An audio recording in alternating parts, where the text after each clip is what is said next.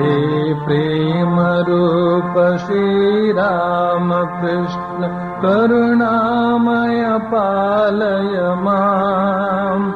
हे प्रेम रूप श्री राम कृष्ण करुणामय पालय माम्। हे दीन बंधु श्री शारदेश मम प्राण प्रिय पाहि माम्। हे दीन बंधु श्री शारदेश मम प्राण प्रिय पाहि माम्। हे प्रेम रूप श्री राम कृष्ण करुणामय पालय माम्। हे प्रेम रूप श्री राम कृष्ण करुणामय पालय माम्। हे दीन बंधु श्री शारदेश मम प्राण प्रिय पाहि माम्। हे दीन बंधु श्री शारदेश मम प्राण प्रिय पाहि माम्। हे प्रेम रूप श्री राम कृष्ण करुणामय पालय माम्। हे प्रेम रूप श्री राम कृष्ण करुणामय पालय माम्। हे दीन बंधु श्री शारदेश मम प्राण प्रिय पाहि माम्। हे दीन बंधु श्री शारदेश मम प्राण प्रिय पाहि माम्। मम प्राण प्रिय पाहि माम्। मम प्राण प्रिय पाहि माम्।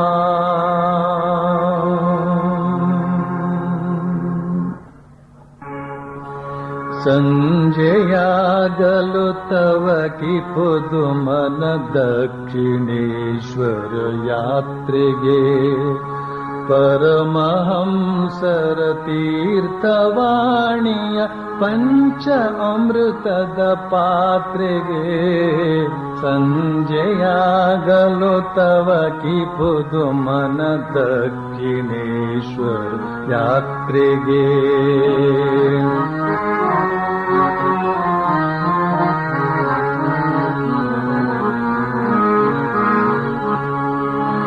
गोप्त दप्तर बರೆಯುತ್ತೀರ್ಪ ಮಹೇಂದ್ರ ಗೋಪ್ತನ ನೋಡುವೆ ಗುಪ್ತ ದಪ್ತರ ಬರೆಯುತ್ತೀರ್ಪ ಮಹೇಂದ್ರ ಗೋಪ್ತನ ನೋಡುವೆ ಪ್ರಶ್ನ ವರ್ಷವ ಕರೆಯುತ್ತೀರ್ಪ ನರೇಂದ್ರ ವಾದವನಾಲಿತೆ ಸಂಜೆಯಾಗಲು ತವ ಕಿ ಖುದು ಮನ ದಕ್ಷಿಣೇಶ್ವರ ಯಾತ್ರೆಗೆ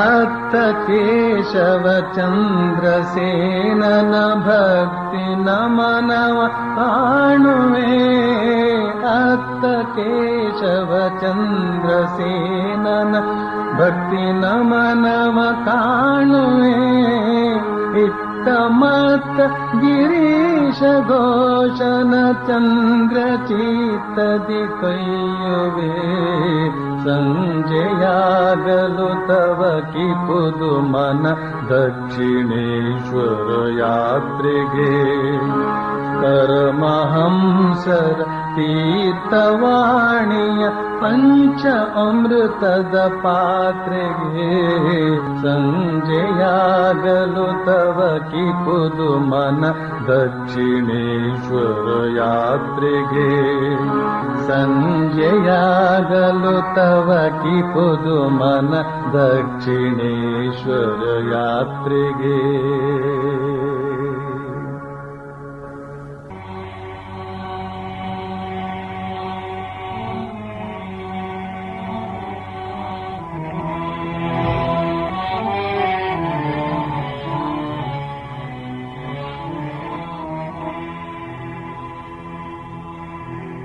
तव कथामृतम् तप्तजीवनम् कविभिरीडितम् कल्मषापहम् श्रवणमङ्गलम् श्रीमदाततम् कृष्णा भुवि गृह्णन्ति ते भूरिदा जना।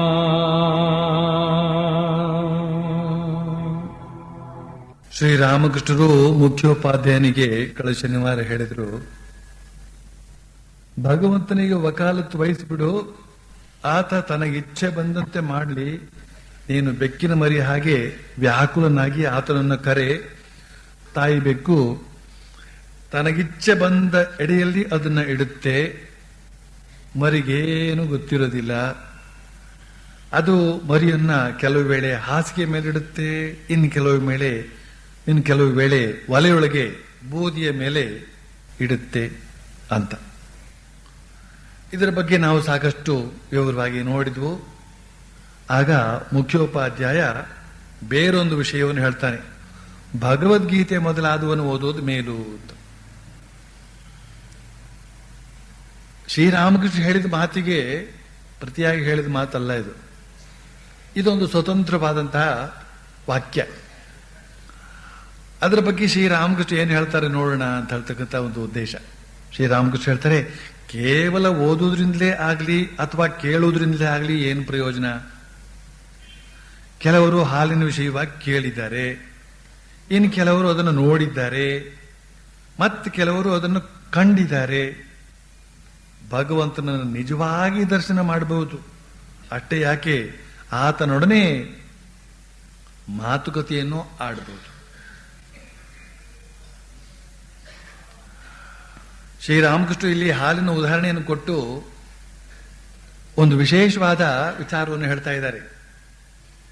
ಏನಪ್ಪಾ ಅಂತಂದ್ರೆ, ಕೇವಲ ಭಗವದ್ಗೀತೆಯನ್ನೇ ಆಗಲಿ ಯಾವುದೇ ಶಾಸ್ತ್ರ ಗ್ರಂಥಗಳನ್ನೇ ಆಗಲಿ ಓದೋದಾಗ್ಲಿ ಕೇಳೋದಾಗ್ಲಿ ಏನ್ ಪ್ರಯೋಜನ ಅಂತಂದ್ರೆ, ಹಾಲನ್ನ ಈ ಕಣ್ಣಿನಿಂದ ನೋಡಿದ್ರೆ ಎಷ್ಟು ಪ್ರಯೋಜನವೋ, ಅದರ ಮಹಿಮೆಯ ಬಗ್ಗೆ ಕೇಳಿದ್ರೆ ಎಷ್ಟು ಪ್ರಯೋಜನವೋ ಅಷ್ಟೇ ಪ್ರಯೋಜನ. ಹಾಲಿನ ಕುರಿತಾಗಿ ಎಷ್ಟು ನೋಡಿದ್ರೆ ತಾನೇ ಏನು ಪ್ರಯೋಜನ, ಎಷ್ಟು ಕೇಳಿದ್ರೆ ತಾನೇ ಏನು ಪ್ರಯೋಜನ? ಅದನ್ನು ಕುಡಿದಂತಾಗುತ್ತದೆಯೇ, ಕುಡಿದಂತಹ ರುಚಿ ನಾಲಿಗೆಗೆ ಬರುತ್ತದೆಯೇ, ಅಥವಾ ಕುಡಿದಿಂದ ಯಾವ ಒಂದು ಪುಷ್ಟಿ ಶರೀರಕ್ಕೆ ಉಂಟಾಗುತ್ತೋ ಅದು ಬರುತ್ತೆಯೇ? ಇಲ್ಲ. ಆ ಪುಷ್ಟಿ ಅಂತ ಅನ್ನೋದು ಬರಬೇಕಾದ್ರೆ, ನಾಲಿಗೆಗೆ ರುಚಿ ಅಂತ ಹೇಳ್ತಕ್ಕಂಥದ್ದು ತಗಲಬೇಕಾದ್ರೆ ಅದನ್ನು ಕುಡಿಬೇಕು. ಎಲ್ಲೋ ಕೆಲವರು ಮಾತ್ರ ಅದನ್ನ ಕುಡಿದಿದ್ದಾರೆ. ಆ ಕುಡಿದವರು ಆನಂದ ಭರಿತರಾಗಿ ಇರ್ತಾರೆ. ಅದೇ ರೀತಿಯಲ್ಲಿ ಈ ಪರಮಾತ್ಮನ ಕುರಿತಾಗಿ ಭಗವದ್ಗೀತೆಯಲ್ಲೇ ಆಗಬಹುದು, 4 ವೇದ, 6 ಶಾಸ್ತ್ರ, 18 ಪುರಾಣ, 2 ಇತಿಹಾಸ, ಇವುಗಳಲ್ಲೂ ಕೂಡ ಕೇಳಬಹುದು. ಈಗ ಈ ವಚನವೇದಲ್ಲೂ ಕೂಡ ಕೇಳಬಹುದು. ಅದನ್ನ ಇದು ಕೂಡ ಒಂದು ಪುಸ್ತಕ. ಒಬ್ರು ಹೇಳೋದು, ಒಬ್ರು ಕೇಳೋದು, ಅಥವಾ ಅದನ್ನು ಓದೋದು. ಓದಿ ಓದಿ ಕೂಚುಬಟ್ಟ ಅಂತ ಒಂದು ಗಾದೆ ಇದೆ. ಅದಕ್ಕೋಸ್ಕರವೇ ಶಾಸ್ತ್ರ ಓದೋದು, ಬದನೆಕಾಯಿ ತಿನ್ನೋದು ಅಂತ. ಅಥವಾ ಶಾಸ್ತ್ರ ಓದೋದಕ್ಕೆ, ಬದನೆಕಾಯಿ ತಿನ್ನೋದಕ್ಕೆ ಬದನೆಕಾಯಿಯೇ ಆಗಬೇಕು. ಅಂದ್ರೆ ಯಾವ ದೊಡ್ಡ ದೊಡ್ಡ ವಿಚಾರಗಳನ್ನ ನಾವು ಪುಸ್ತಕದಲ್ಲಿ ಓದ್ತೇವೋ ಅದನ್ನು ನಮ್ಮ ಜೀವನದಲ್ಲಿ ಅನುಷ್ಠಾನಕ್ಕೆ ತರಬೇಕಾಗಿತ್ತು. ಅದನ್ನ ನಾವು ಮಾಡೋದು ಇನ್ನೊಂದು ಅಂತ ಅರ್ಥ. ಅದಕ್ಕೋಸ್ಕರವೇ ನಾನು ಹಿಂದೆ ಇಲ್ಲಿ ಒಂದು ಪುಟ್ಟ ಹುಡುಗಿಯ ಪುಟ್ಟ ಕಾರ್ಡನ್ನು ಓದಿ ಹೇಳಿದ್ದು ನಿಮ್ಗೆ ನೆನಪಿರಬಹುದು. ನಮ್ಮ ಅಪ್ಪ ಆಶ್ರಮಕ್ಕೆ ಬರ್ತಾರೆ, ವಚನ ವೇದ ಕೇಳ್ತಾರೆ, ಮನೆಗೆ ಬಂದು ನಮ್ಮ ಅಮ್ಮನಿಗೆ ಹೊಡಿತಾರೆ. ನೀವು ಸ್ವಲ್ಪ ಅವ್ರಿಗೆ ಬುದ್ಧಿ ಹೇಳಬೇಕು. ನೀವು ಹೇಳದೆ ಹೋದ್ರೆ ನಿಮ್ಮ ಆಶ್ರಮಕ್ಕೆ ನಿಮಗೆ ಎಲ್ಲ ಕೆಟ್ಟ ಹೆಸರು ಬರುತ್ತೆ. ಒಂದ್ ವೇಳೆ ನೀವು ಹೇಳದಿದ್ರೆ ನಾನೇ ಆಶ್ರಮಕ್ಕೆ ಬಂದು ನಿಮ್ಗೆ ಅದನ್ನೆಲ್ಲ ಹೇಳಬೇಕಾಗುತ್ತೆ ಅಂತ ಪುಟ್ಟ ಹುಡುಗಿ ಅದರ ತೊದಲು ಭಾಷೆಯಲ್ಲಿ ಬರೆದಿತ್ತು. ಅದಕ್ಕೂ ಕೂಡ ಗೊತ್ತಾಗಿದೆ, ಆಶ್ರಮಕ್ಕೂ ಹೋದ ಮೇಲೆ ಇಂತಿಂತಹ ಅದ್ಭುತವಾದ ವಿಚಾರಗಳನ್ನು ಕೇಳಿದ ಮೇಲೆ ಅದಕ್ಕನುಸಾರವಾಗಿ ಇರಬೇಕು ಅಂತ. ಬಹಳ ಎಚ್ಚರದಿಂದ ಇರಬೇಕಾಗತ್ತೆ. ಸಂಯಮ ಸಂಯಮ ಅಂತ ಒಂದು ಶಬ್ದ ಇದೆ. ಲಗಾಮ್ ಅಂತ ಅದಕ್ಕೆ ಹೆಸರು ಅಷ್ಟೇನೆ. ಆದ್ರೆ ಜನ ಎಲ್ಲ ಏನ್ ಹೇಳ್ತಿದ್ದಾರೆ, ಲಗಾವ್ ಅಂತ.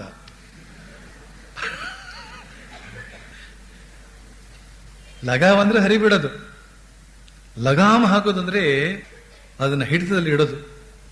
ಮನಸ್ಸನ್ನ, ಮಾತನ್ನ, ಕೃತಿಯನ್ನ ಹತೋಟಿಯಲ್ಲಿ ಇಟ್ಕೊಂಡು ಅದಕ್ಕನುಸಾರವಾಗಿ ಎಲ್ಲರಿಗೂ ಹಿತವಾಗುವಂತೆ ನಡೆದುಕೊಳ್ಳುವುದು. ಇನ್ನೊಬ್ಬನಿಗೆ ನನ್ನಿಂದ ಏನು ಕಷ್ಟವಾದೀತು ಅಂತನ್ನುವ ಆ ಪರಹಿತ ಚಿಂತೆ ಅಂತ ಹೇಳ್ತಕ್ಕಂಥದ್ದು ಬೆಳಿಬೇಕು. ಅದಕ್ಕೆ ಕೆಲವರು ಲೆಕ್ಕಾಚಾರ ಹಾಕೋದುಂಟು. ಬರೀ ನಾವು ಮಾತ್ರ ಇನ್ನೊಬ್ಬರಿಗೆ ಏನು ತೊಂದರೆ ಆದೀತು ನಮ್ಮಿಂದ ಅಂತ ಯೋಚನೆ ಮಾಡೋದು. ಅವರೆಲ್ಲ ಬೇಕಾದಷ್ಟು ತೊಂದರೆ ಕೊಡ್ಬೋದಾ, ಅದಕ್ಕೇನು ಹೇಳ್ತೀರಿ ಅಂತ. ಆದ್ರೆ ಈ ವಿಷಯ ಅಂತ ಹೇಳ್ತಕ್ಕಂಥದ್ದು ಎಲ್ರಿಗೂ ತಲುಪ್ತಲ್ಲ, ಅವನು ಕೂಡ ಅದನ್ನೇ ಭಾವಿಸಬೇಕು. ನನ್ನಿಂದ ಇತರರಿಗೆ ಏನು ಹಿಂಸೆ ಆದೀತು, ಹಿಂಸೆ ಆಗದಂತೆ ನಾನು ಹೇಗೆ ನಡೆದುಕೊಳ್ಬಹುದು ಅಂತ ಅನ್ನೋದನ್ನ ಅವನು ಆಲೋಚನೆ ಮಾಡಬೇಕು, ಇವನು ಆಲೋಚನೆ ಮಾಡಬೇಕು, ಮತ್ತೊಬ್ಬರು, ಪ್ರತಿಯೊಬ್ಬರು ಕೂಡ ಆಲೋಚನೆ ಮಾಡಿದಾಗ ಅಲ್ಲಿ ತೊಂದರೆ ಹೇಗೆ ಬರುತ್ತೆ. ಆದ್ರೆ ತೊಂದರೆ ಎಲ್ಲಿ ಬರುತ್ತೆ ಅಂದ್ರೆ ಅವರೆಲ್ಲರೂ ಉಪನ್ಯಾಸಕ್ಕೆ ಬಂದಿಲ್ವಲ್ಲ, ಎಲ್ಲರೂ ಈ ಮಾತನ್ನು ಕೇಳಿಲ್ವಲ್ಲ ಅವರು. ಅದಕ್ಕೋಸ್ಕರ ಈ ಸಮಸ್ಯೆ ಬರುತ್ತೆ. ಈ ಮಾತನ್ನು ಕೇಳಿದಾಗ ಇತರರಿಗೆ ಹಿತವಾಗುವಂತೆ ನಡೆದುಕೊಳ್ಳಬೇಕು, ಇತರರಿಗೆ ನನ್ನಿಂದ ಏನು ತೊಂದರೆ ಆದೀತು ಅಂತನ್ನುವ ಎಚ್ಚರಿಕೆಯಿಂದ ನಡ್ಕೊಳ್ಬೇಕು ಅಂತನ್ನುವ ಮಾತನ್ನ ಇಲ್ಲಿ ಕೇಳಿದಾಗ ಎಷ್ಟೋ ಜನ ಇಲ್ಲಿ ಬಂದವರಿಗೆ ಅನ್ಸಬಹುದು, ನಮ್ಮ ಯಜಮಾನರು ಬಂದ್ಬಿಟ್ಟಿದ್ರು, ಇಲ್ಲಿ ಇದ್ರೆ ಎಷ್ಟು ಚೆನ್ನಾಗಿರ್ತಿದ್ವಿ, ಮಾತನ್ನು ಕೇಳಿದ್ರೆ ಅವ್ರು ಕೇಳಬೇಕಾಗಿತ್ತು ಅಂತ. ಅಥವಾ ನಮ್ಮ ಮನೆಯವಳು ಇದನ್ನ ಪರಸ್ಪರವಾಗಿ ತೆಗೆದುಕೊಳ್ಬೇಕು. ಬರೀ ಒಂದೇ ಕಡೆ ಅಲ್ಲ, ಗಂಡಸರೆಲ್ಲ ಇಷ್ಟೇ ಅಂತ ಹೆಂಗಸರು ಹೇಳೋ ಕ್ರಮ, ಹೆಂಗಸರೆಲ್ಲ ಹೀಗೆ ಅಂತ ಗಂಡಸರು ಹೇಳೋ ಕ್ರಮ ಹಾಗಲ್ಲ. ಅದು ಯಾವನೋ ಒಬ್ಬ, ಯಾವಳು ಒಬ್ಬಳು ಹಾಗೆ ಹೀಗೆ ಇರ್ತಿರ್ತಾರೆ. ಅದನ್ನ ಅಲ್ಲಲ್ಲೇ ಸರಿಪಡಿಸ್ಬೇಕು. ವಿನಃ ಆ ಜಾತಿಗೆ ಜಾತಿನೇ ನಾವು ಜಾತಿ ಕೆಡಿಸು ಸರಿಯಿಲ್ಲ.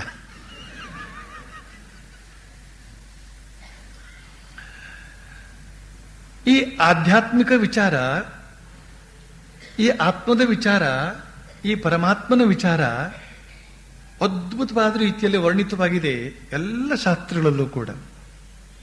ಒಂದು ಭಾಗವತ ಅಂತ ತೆಗೆದುಕೊಂಡ್ರೆ ಶ್ರೀರಾಮಕೃಷ್ಣರಿಗೆ ಹೇಳುವಂತೆ, ತುಪ್ಪದಲ್ಲಿ ಕರಿದು ಸಕ್ಕರೆಯ ಪಾಕದಲ್ಲಿ ಅದ್ದಿರುವಂತಹ ಒಂದು ಸಿಹಿ ಪದಾರ್ಥ ಹೇಗೋ ಹಾಗೆ ಅಂತ. ಯಾವುದು ಭಾಗವತ, ಶ್ರೀಮದ್ ಭಾಗವತ. ಅದರಲ್ಲಿ ಏನೇನೋ ಕಥೆಗಳೆಲ್ಲ ಬರುತ್ತವೆ, ಅದೆಲ್ಲ ಬೇರೆ ವಿಚಾರ. ಆದರೆ ತತ್ವ ಅಥವಾ ಭಕ್ತಿ ಅಂತ ಹೇಳ್ತಕ್ಕಂಥ ಅದ್ಭುತವಾದ ರೀತಿಯಲ್ಲಿ ವರ್ಣಿತವಾಗಿವೆ. ಅವುಗಳನ್ನ ನಾವು ಭಾವಿಸ್ತಾ ಭಾವಿಸ್ತಾ ಭಾವಿಸ್ತಾ ಭಗವಂತನ ಬಳಿಗೆ ಧಾವಿಸಬಹುದು. ಅಂಥ ರೀತಿಯಲ್ಲಿ ಅದೆಲ್ಲ ವರ್ಣಿತವಾಗಿವೆ. ಆದರೆ ಅದನ್ನು ಓದ್ತಕ್ಕಂಥವ್ರು ಯಾರು? ಓದೋದಕ್ಕೆ ಪ್ರಾಪ್ತಿ ಇಲ್ಲ ಎಷ್ಟೋ ಜನರಿಗೆ. ಓದಿದ್ರೂ ಎಷ್ಟೋ ಜನರಿಗೆ ಅರ್ಥವೇ ಆಗಲಿಲ್ಲ, ಅರ್ಥವಾದ್ರೂ ಕೂಡ ಅನುಷ್ಠಾನದಲ್ಲಿ ತರಲಿಲ್ಲ. ಆದ್ರಿಂದ ಇವನೊಬ್ಬ ಮಹಾ ಭಾಗವತ ಓದ್ತಕ್ಕಂಥವನು ಓದಿ ಓದಿ ಓದಿ ನೋಡಿ ಅವನ ಸ್ವಭಾವ ಮಾತ್ರ ಈ ತರ ಇದೆ.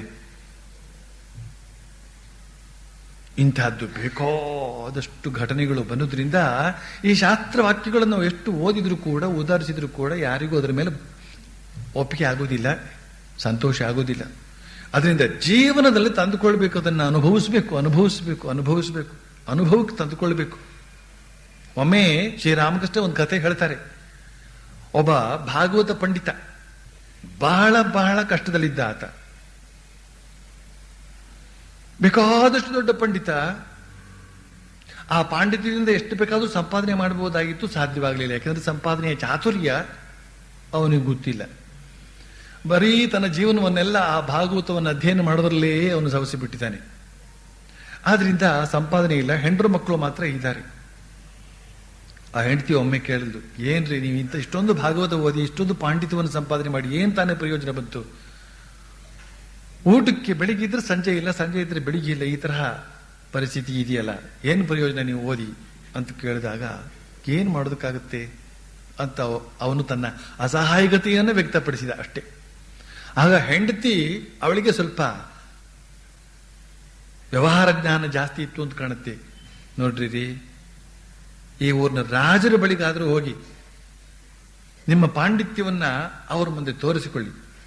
ಅದರಿಂದ ಸಂತುಷ್ಟನಾದಂತಹ ರಾಜ ನಿಮ್ಗೆ ಏನಾದರೂ ಬಹುಮಾನ ಕೊಟ್ಟಾನು. ಕೆಲವು ತಿಂಗಳವರೆಗೆ ನಮ್ಮ ಜೀವನ ನಡೀತದೆ ಅದರಿಂದ ರಾಜ ಕೊಟ್ಟಂತಹ ಬಹುಮಾನ. ಭಾಗವತ ಪಂಡಿತನಿಗೆ ಹೌದು ಅಂತ ಅನಿಸ್ತು. ನೇರವಾಗಿ ರಾಜರ ಬಳಿಗೆ ಹೋದ, ಕೈ ಮುಕ್ಕೊಂಡು ನಿಂತ. ರಾಜರು ಕೇಳಿದ್ರು, ಏನ್ ಬೇಕಾಗಿತ್ತು? ಮಹಾರಾಜ, ನಾನು ಭಾಗವತ ಪಂಡಿತ, ಭಾಗವತನ ಬಹಳ ಚೆನ್ನಾಗಿ ಓದ್ಕೊಂಡಿದ್ದೇನೆ, ದಯವಿಟ್ಟು ನೀ ಅದನ್ನ ಒಪ್ಪಿಸ್ಕೊಳ್ಬೇಕು ಅಂತ. ಒಪ್ಪಿಸ್ಕೊಂಡು ಏನ್ ಮಾಡ್ಬೇಕು ಅಂತ ಹೇಳಿಲ್ಲ, ಅವನು ಹೇಳಬಾರ್ದು. ಆಗ ರಾಜ ಗಂಭೀರವಾಗಿ ಹೇಳ್ದ, ಅಯ್ಯ ಪಂಡಿತ, ಬಹಳ ಸಂತೋಷ, ನೀನು ಭಾಗವತ ಓದಿದ್ದೆ ಅಂತ ತಿಳಿದು ಸಂತೋಷವಾಯ್ತು. ಆದ್ರೆ ನಿನಗೆ ಇದನ್ನು ಸರಿಯಾಗಿ ಅರ್ಥ ಆಗಿಲ್ಲ. ಅದು ಇನ್ನೂ ಸರ್ತಿ ಓದ್ಕೊಂಡ್ ಬಾ. ತಲೆ ಮೇಲೆ ಹೊಡೆದಂತಾಯ್ತು ಭಾಗವತ ಪಂಡಿತನಿಗೆ. ಇಡೀ ಜನ್ಮ ಅದನ್ನು ಓದಿದ್ದಾನವನು. ಇನ್ನು ಅದನ್ನು ಓದೋದೇನು, ಇದನ್ನ ಅದನ್ನು ಅರ್ಥ ಮಾಡ್ಕೊಳ್ಳೋದೇನು. ಆದ್ರೆ ಈ ರಾಜ ಈ ತರ ಹೇಳ್ತಾ ಇದ್ದಾನಲ್ಲ, ಸೊಕ್ಕಲ್ವ ಅವನದ್ದು. ಆದ್ರೆ ಪ್ರತಿಯಾಗಿ ಏನು ಹೇಳುವಂತಿಲ್ಲ ರಾಜಾಜ್ಞೆ. ಆಗ್ಲಿ ಮಹಾಪ್ರಭು ಅಂತ ಹೇಳಿ ಮನೆಗೆ ಬಂದ. ಹೆಂಡತಿ ಕೇಳೋದು, ಏನಾಯ್ತು ಸಮಾಚಾರ? ನನಗೇ ಅರ್ಥವಾಗಿಲ್ವಂತೆ, ಇನ್ನೊಂದ್ಸತಿ ಓದ್ಕೊಂಡ್ ಬನ್ನಿ ಅಂತ ಹೇಳ್ಬಿಟ್ರು. ನೋಡಿದ್ರಾ, ನೀವೇನೋ ತಿಳ್ಕೊಂಡಿದ್ರಿ, ಬಹಳ ಚೆನ್ನಾಗಿ ತಿಳ್ಕೊಂಡಿದ್ದೀರಿ ಅಂತ ಅಂದ್ಬಿಟ್ಟಿದ್ದೆ. ರಾಜರಿಗೆ ಅದೆಲ್ಲ ಗೊತ್ತಾಗದೇ ಇರುತ್ತೆಯೇ. ಸರಿ, ಚೆನ್ನಾಗಿ ಅಧ್ಯಯನ ಮಾಡಿ. ಮತ್ತೆ ಅದೇ ಹಸಿದ ಹೊಟ್ಟೆಲೇನೆ ಇನ್ನಷ್ಟು ಅಧ್ಯಯನ ಮಾಡಿದ. ಆ ಅಧ್ಯಯನವೇ ಅವನು ಊಟ ಮಾಡಿದ ಮುಗಿಸಿ ಮತ್ತೆ ರಾಜರ ಬಳಿಗೆ ಹೋದ. ಮಹಾರಾಜ, ಈಗ ನೀನು ಹೇಳಿದಂತೆ ಮತ್ತೆ ಚೆನ್ನಾಗಿ ಅಧ್ಯಯನ ಮಾಡ್ಕೊಂಡು ಬಂದಿದ್ದೇನೆ, ದಯವಿಟ್ಟು ಒಪ್ಪಿಸ್ಕೊಳ್ಬೇಕು. ಆಗ ರಾಜ ಗಂಭೀರವಾಗಿ ಹೇಳಿದಂತೆ, ಅಯ್ಯ ಪಂಡಿತ, ಬಹಳ ಸಂತೋಷವಾಯಿತು.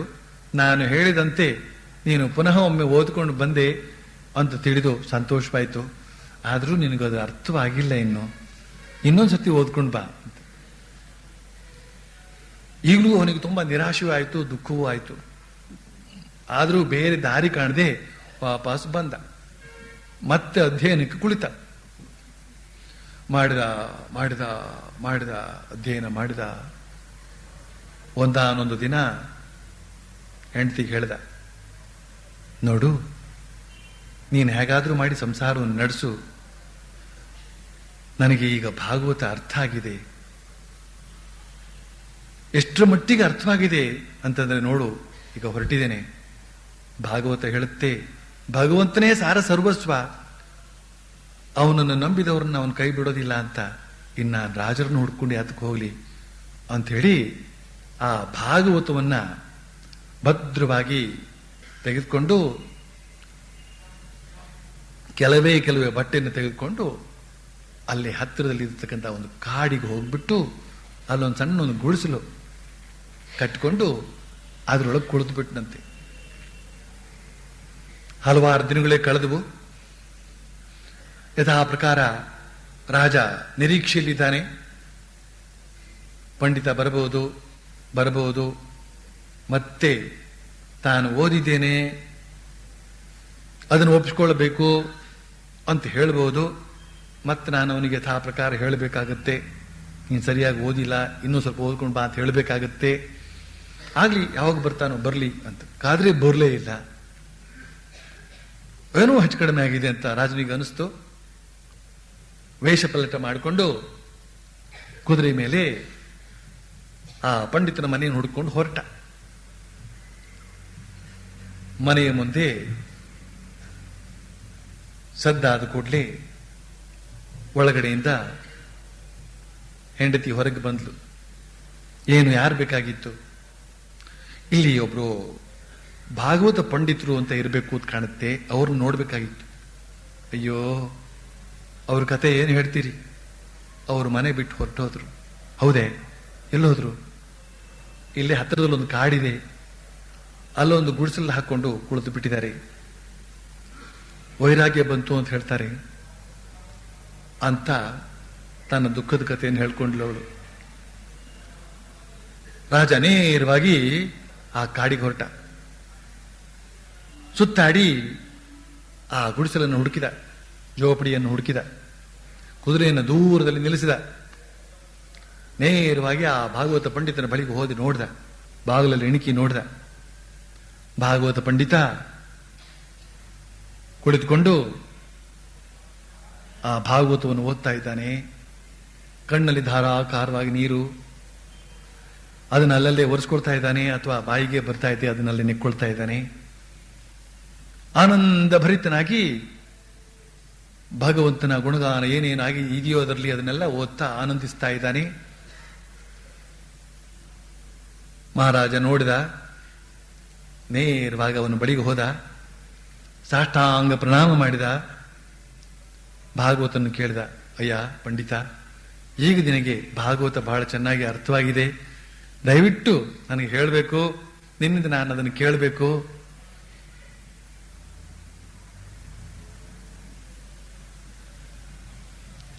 ಆ ಭಾಗವತ ಪಂಡಿತ ಇವನಿಗೆ ಹೇಳೋದಕ್ಕೆ ಒಪ್ಕೊಂಡ. ಅಂತನೋ ಕತೆ, ಅದೆಲ್ಲ ಬೇರೆ ವಿಚಾರ. ರಾಜ ವಾಪಸ್ ಬರ್ತಾನೆ. ಆ ಮನೆಗೆ ಭಾಗವತ ಪಂಡಿತನ ಹೆಂಡತಿ ಮಕ್ಕಳಿಗೆ ಏನೇನು ವ್ಯವಸ್ಥೆ ಬೇಕೋ ಎಲ್ಲ ಮಾಡಿಬಿಟ್ಟು ಅವಳ ಜೀವನದ ಉದ್ದಕ್ಕೂ ಏನು ಕಷ್ಟ ಬರಬಾರದು ಆ ರೀತಿಯಲ್ಲಿ ನೋಡ್ಕೊಂಡ. ಅಂತನೋ ಮಾತನ್ನು ಕೂಡ ಹೇಳಬೇಕಾಗಿಲ್ಲ. ಈ ರೀತಿಯಲ್ಲಿ ಭಗವದ್ವಾಣಿಯನ್ನ, ಭಗವದ್ ಭರವಸೆಯನ್ನ ನಾವು ಹೃತ್ಪೂರ್ವಕವಾಗಿ ಸ್ವೀಕರಿಸಿ, ಅನನ್ಯಾಶ್ಚಿಂತೆಯಂತೋ ಮಾಮ್ಯೇ ಜನ ಪರ್ಯುಪಾಸತೆ ಅಂತ ಹೇಳ್ತಕ್ಕಂಥ ಮಾತನ್ನ ಅರ್ಥ ಮಾಡಿಕೊಳ್ಳೋದಕ್ಕೆ ಸಾಧ್ಯವಾದಾಗ ನಿಜಕ್ಕೂ ನಮಗೆ ಲಭಿಸಿದೆ ಅಂತ ಅರ್ಥ. ಯಾವುದು ಲಭಿಸಬೇಕೋ ಅದು ಲಭಿಸಿದೆ ಅಂತ ಅರ್ಥ. ಭಗವಂತನನ್ನ ಶ್ರೀರಾಮಕೃಷ್ಣ ಹೇಳ್ತಾರೆ, ಭಗವಂತನನ್ನ ನಿಜವಾಗಿ ದರ್ಶನ ಮಾಡಬಹುದು. ಅಷ್ಟೇ ಯಾಕೆ, ಆತನೊಡನೆ ಮಾತುಕತೆಯನ್ನು ಆಡಬಹುದು ಅಂದ್ರು. ಭಗವಂತನನ್ನ ದರ್ಶನ ಮಾಡಬಹುದು ಅಂತ ಹೇಳ್ತಕ್ಕಂತಹ ಮಾತನ್ನ ಆಧ್ಯಾತ್ಮಿಕ ಇತಿಹಾಸದಲ್ಲಿ ನಾವು ಕೇಳೋದು ಶ್ರೀರಾಮಕೃಷ್ಣರಲ್ಲೇ. ಅದಕ್ಕಿಂತ ಮೊದಲು ಬಹಳ ಜನ ಹೇಳಿರಬಹುದೋ ಏನೋ, ನಮ್ಗೆ ಅದು ಕೇಳಲಿಲ್ಲ ಅಥವಾ ಅವ್ರು ಗಟ್ಟಿಯಾಗಿ ಹೇಳಲಿಲ್ಲ. ಆದರೆ ಶ್ರೀರಾಮಕೃಷ್ಣರು ಅದನ್ನು ಗಟ್ಟಿಯಾಗಿಯೂ ಹೇಳ್ತಾರೆ, ಪದೇ ಪದೇ ಹೇಳ್ತಾರೆ. ಆ ನರೇಂದ್ರನಿಗಂತೂ ಯಾವ ರೀತಿಯಲ್ಲಿ ಹೇಳಿದ್ರು, ನಾನು ನೋಡಿದ್ ಮಾತ್ರ ಅಲ್ಲ, ನಿನ್ನನ್ನು ನೋಡೋದಕ್ಕಿಂತ ಸ್ಪಷ್ಟವಾಗಿ ಅವನನ್ನು ನೋಡ್ತಾ ಇದ್ದೇನೆ, ನೀನು ಕೂಡ ನನಗೆ ನೆಲನೋಪಾದಿಯಲ್ಲಿ ಕಾಣ್ತಾ ಇದೀಯಾ ಅಂತ. ಕಣ್ಣೆದುರಿಗೆ ಮಾಂಸಲವಾಗಿ ನಿಂತಿರತಕ್ಕಂತಹ ಒಬ್ಬ ಮನುಷ್ಯನನ್ನು ಕೂಡ ಉದ್ದೇಶಿಸಿ ಹೇಳ್ತಾ ಇದ್ದಾರೆ, ಅವನು ಕೂಡ ಒಂದು ನೆರಳು. ಆದರೆ ಅವರು ಯಾವ ಭಗವಂತನನ್ನು ಕಾಣ್ತಾ ಇದ್ದಾರೋ ಅದು ಇವನಿಗಿಂತ ಸ್ಪಷ್ಟ ಅಂತ. ಇದನ್ನೆಲ್ಲ ನಾವು ಎಷ್ಟು ಭಾವಿಸಿ ಅರ್ಥ ಮಾಡ್ಕೊಳ್ಬೇಕಾಗುತ್ತೆ. ಮತ್ತು ಆ ದೇವರನ್ನು ಕಾಣಬಹುದು ಅಂತ ಹೇಳಿದ ಮೇಲೆ ಕಾಣೋದು ಬೇಡವೆ? ಕಾಣೋದಕ್ಕಾಗಿ ಸಿದ್ಧತೆ ಮಾಡಿಕೊಳ್ಳೋದು ಬೇಡವೆ? ಅದಕ್ಕೆ ಶ್ರೀರಾಮಕೃಷ್ಣ ಮುಂದುವರೆತ ಹೇಳ್ತಾರೆ, ಮೊದಲನೆಯ ಹಂತ ಪ್ರವರ್ತಕನದು. ಆತ ಓದುತ್ತಾನೆ, ಕೇಳುತ್ತಾನೆ. ಎರಡನೆಯದು ಸಾಧಕನ ಹಂತ. ಆತ ಭಗವಂತನಿಗೆ ಪ್ರಾರ್ಥನೆ ಸಲ್ಲಿಸುತ್ತಾನೆ, ಧ್ಯಾನ ಚಿಂತನೆ ಮಾಡುತ್ತಾನೆ, ನಾಮಗುಣ ಕೀರ್ತನೆ ಮಾಡ್ತಾನೆ. ಮೂರನೆಯ ಹಂತ ಸಿದ್ಧನದು. ಭಗವಂತನನ್ನು ತನ್ನ ಆಂತರ್ಯದಲ್ಲಿ ಅರಿತುಕೊಳ್ತಾನೆ, ಅವನು ದರ್ಶನ ಮಾಡಿಕೊಂಡಿರ್ತಾನೆ. ಕೊನೆಯ ಹಂತ ಸಿದ್ಧನದು. ಆ ಸಿದ್ಧರಿಗೆಲ್ಲ ಇವನು ಸಿದ್ಧ, ಅಂದ್ರೆ ತತ್ವತಃ ಪರಮಾತ್ಮನನ್ನು ಅರ್ಥ ಮಾಡಿಕೊಂಡವನು. ಉದಾಹರಣೆಗೆ ಚೈತನ್ಯನದು. ಕೆಲವು ವೇಳೆ ವಾತ್ಸಲ್ಯ ಭಾವದಿಂದ ಇರ್ತಾನೆ, ಇನ್ನು ಕೆಲವು ವೇಳೆ ಮಧುರ ಭಾವದಿಂದ ಇರ್ತಾನೆ. ಚೈತನ್ಯ ಮಹಾಪ್ರಭುವಿನ ಉದಾಹರಣೆ ಕೊಟ್ಟು ಆ ಸಿದ್ಧ ಯಾವ ಅವಸ್ಥೆಯಲ್ಲಿ ಇರ್ತಾನೆ ಅಂತ ಅನ್ನೋದನ್ನು ತಿಳಿಸ್ತಾರೆ. ಸಿದ್ಧನಾಗುವುದು ಒಂದು ವಿಚಾರ, ಸಿದ್ಧನಾಗತಕ್ಕಂತಹದ್ದು ಇನ್ನೊಂದು ವಿಚಾರ. ಅಂದ್ರೆ ವಿಜ್ಞಾನದ ಸ್ಥಿತಿ ಅದು. ಇಲ್ಲಿ ಕ್ರಮಾಗತವಾದಂತಹ ಒಂದು ರೀತಿಯನ್ನು ನಮ್ಮ ಮುಂದೆ ಇಟ್ಟಿದ್ದಾರೆ. ಮೊದಲನೇ ಹಂತ ಪ್ರವರ್ತಕನದು, ಪ್ರಾರಂಭಾವಸ್ಥೆ. ಯಾರು ಆಧ್ಯಾತ್ಮಿಕ ಪುಸ್ತಕವನ್ನು ಓದ್ತಾರೋ, ಯಾರು ಆಧ್ಯಾತ್ಮಿಕ ವಿಚಾರವನ್ನು ಕೇಳ್ತಾ ಇರ್ತಾರೋ ಅವರದು ಪ್ರಾರಂಭಾವಸ್ಥೆ. ಎರಡನೇ ಅವಸ್ಥೆ ಹೇಳ್ತಾರೆ ಸಾಧಕನ ಹಂತ. ಕೇಳಿದ್ದನ್ನ ಓದಿದ್ದನ್ನ ಸಾಧನೆಗೆ ಇಳಿಸ್ತಕ್ಕಂಥವನು ಅಂತ ಅರ್ಥ. ಮತ್ತೆ ಓದ್ತಾ ಇರೋದಕ್ಕೇನಿದೆ, ಆದರೆ ಸಾಧನೆಗೆ ಇಳಿಬೇಕಾದ್ರೆ ಮೊದಲು ಚೆನ್ನಾಗಿ ಓದಬೇಕು. ಲ್ಯಾಬೊರೇಟರಿ ಅಂತ ಒಂದಿದೆ, ಅಂದ್ರೆ ಪ್ರಯೋಗಶಾಲೆ ಅಂತ ಅದಕ್ಕೆ ಹೆಸರು. ಅಲ್ಲಿಗೆ ಹೋಗಿ ಪ್ರಯೋಗ ಅಂತ ಏನಾದ್ರೂ ಮಾಡಿ ಅದೇನೇನೋ ಸಂಶೋಧನೆಯನ್ನು ಮಾಡಬೇಕಾದ್ರೆ ಮೊದಲು ಥಿಯರಿ ನಡೀಬೇಕು, ಸಿದ್ಧಾಂತ ಓದಬೇಕು, ಪುಸ್ತಕಗಳನ್ನು ಓದಬೇಕು. ಯಾವ್ದ್ಯಾವ್ದು ಏನೇನು ಅಂತ ಹೇಳಿದ್ರೆ ವಿವರವನ್ನು ತಿಳಿದುಕೊಳ್ಬೇಕು. ಆಮೇಲೆ ಅಲ್ಲಿ ಪ್ರಯೋಗ ಶಾಲೆಗೆ ಹೋಗಿ ಪ್ರಯೋಗ ಮಾಡಬೇಕು. ಹಾಗೆ ಧ್ಯಾನ ಅಂದ್ರೆ ಏನು, ಜಪ ಅಂದ್ರೆ ಏನು, ಭಗವಂತ ಅಂದ್ರೆ ಯಾರು, ನಾವು ಅಂದ್ರೆ ಯಾರು, ನಮಗೂ ಭಗವಂತನಿಗೂ ಇರ್ತಕ್ಕಂಥ ಸಂಬಂಧ ಏನು, ನಾವು ಅವನನ್ನು ಸಾಕ್ಷಾತ್ಕರಿಸಿಕೊಳ್ಳುವ ಬಗೆ ಹೇಗೆ, ಈ ಎಲ್ಲ ವಿವರವನ್ನ ಶಾಸ್ತ್ರಗಳ ಮೂಲಕ, ಸಾಧಕರ ಅನುಭವ ವಾಕ್ಯಗಳ ಮೂಲಕ ತಿಳಿದುಕೊಳ್ಬೇಕು. ಹೇಗೆ ತಿಳಿದುಕೊಳ್ಬೇಕು ಅಂತ ಹೇಳಿದ್ರೆ, ಸಾಧನೆಗೆ ಕುಳಿತಾಗ ಒಳಗೊಳಗೆ ಹೇಳತಕ್ಕಂಥ ಎಲ್ಲ ಸಮಸ್ಯೆಗಳಿಗೂ ಕೂಡ ಅವನವನು ಅದಾಗಲೇ ಓದಿದಂತಹ ವಿಚಾರಗಳು ಸ್ಫುರಿಸಿ ಆ ಸಮಸ್ಯೆಯನ್ನು ತಾನೇ ಹೋಗಲಾಡಿಸಿಕೊಂಡು ಮುಂದುವರಿಬೇಕು.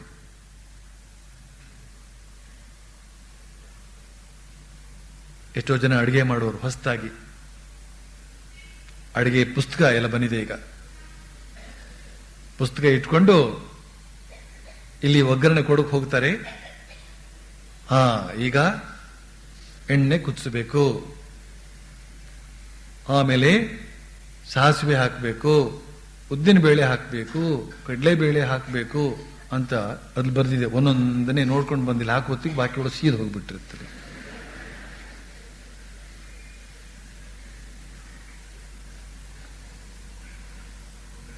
ಆಪರೇಷನ್ ಥಿಯೇಟರ್ನಲ್ಲಿ ಆಪರೇಷನ್ ಆಗಬೇಕು.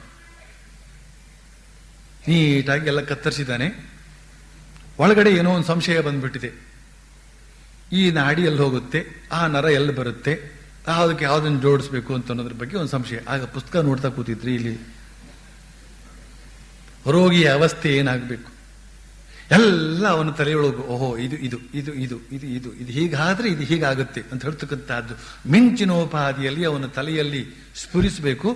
ಅದಕ್ಕೆ ತಕ್ಕಂತಹ ಪ್ರತಿಕ್ರಿಯೆಯಲ್ಲಿ ಮಾಡಿಬಿಟ್ಟು ಆ ರೋಗಿಯನ್ನು ಅವನು ಉಳಿಸ್ಬೇಕು.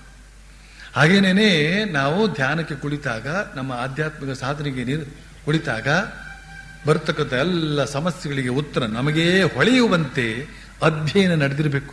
ಅದಕ್ಕೋಸ್ಕರ ಮೊದಲನೆಯ ಹಂತ ಯಾವುದು, ಓದೋದು, ಕೇಳೋದು, ಸ್ಪಷ್ಟಪಡಿಸ್ಕೊಂಡ್ಬಿಡ್ಬೇಕು. ಆಮೇಲೆ ಸಾಧನೆ ಕುಳಿತುಕೊಂಡ್ಬಿಡ್ಬೇಕು. ಇಂತಹ ಸಾಧಕ ಭಗವಂತನಿಗಾಗಿ ಪ್ರಾರ್ಥನೆ ಸಲ್ಲಿಸ್ತಾನೆ, ಧ್ಯಾನ ಚಿಂತನೆ ಮಾಡ್ತಾನೆ, ನಾಮಗುಣ ಕೀರ್ತನೆ ಮಾಡ್ತಾನಂತೆ ಶ್ರೀರಾಮಕೃಷ್ಣ ಹೇಳ್ತಾರೆ. ಮೂರನೇ ಹಂತ ಇದೆ. ಸಾಧಕ ಸಾಧನೆ ಮಾಡ್ತಾ ಮಾಡ್ತಾ ಮಾಡ್ತಾ 4-5 ವರ್ಷ ನಿರಂತರವಾಗಿ ಸಾಧನೆ ಮಾಡ್ತಾ ಸಿದ್ಧನಾಗಿ ಬಿಡ್ತಾನೆ. ಯಾವ ರೀತಿಯಲ್ಲಿ ಸಾಧನೆ ಮಾಡಬೇಕು ಅಂತ ಅನ್ನೋದನ್ನು ಕೂಡ ಶ್ರೀರಾಮಕೃಷ್ಣ ಹೇಳಿದ್ದಾರೆ. ಒಂದು ಕಡೆ ಅಕ್ಕಸಾಲಿ ಚಿನ್ನವನ್ನ ಕುಲುಮೆಯಲ್ಲಿ ಇಟ್ಟು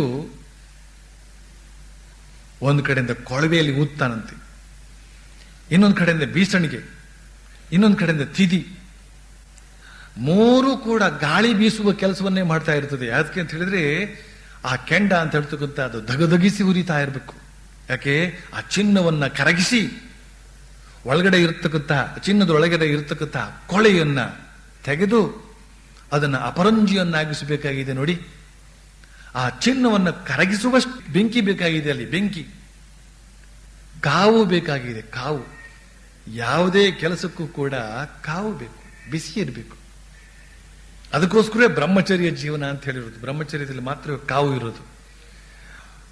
ಇಲ್ಲಿ ಊದುಕೊಳವೆ, ಬೀಸಣಿಗೆ, ತಿದಿ ಇವೆಲ್ಲದರ ಮೂಲಕ ಗಾಳಿ ಹಾಕಿ ಬೆಂಕಿಯನ್ನು ಧಗಧಗಿಸಿ ಆ ಚಿನ್ನ ಕರಗುವಂತೆ ಮಾಡಿ, ಕೊಳೆ ತೊಲಗುವಂತೆ ಮಾಡಿ, ಆ ಶುದ್ಧವಾದ ಚಿನ್ನವನ್ನ ತೆಗೆದು ಬದಿಗಿಟ್ಟು ಅಕ್ಸಾಲಿ ಏನ್ ಮಾಡ್ತಾನಂತೆ, ಆರಾಮವಾಗಿ ಹುಕ್ಕ ಸೇರ್ತಾ ಇರ್ತಾನಂತೆ.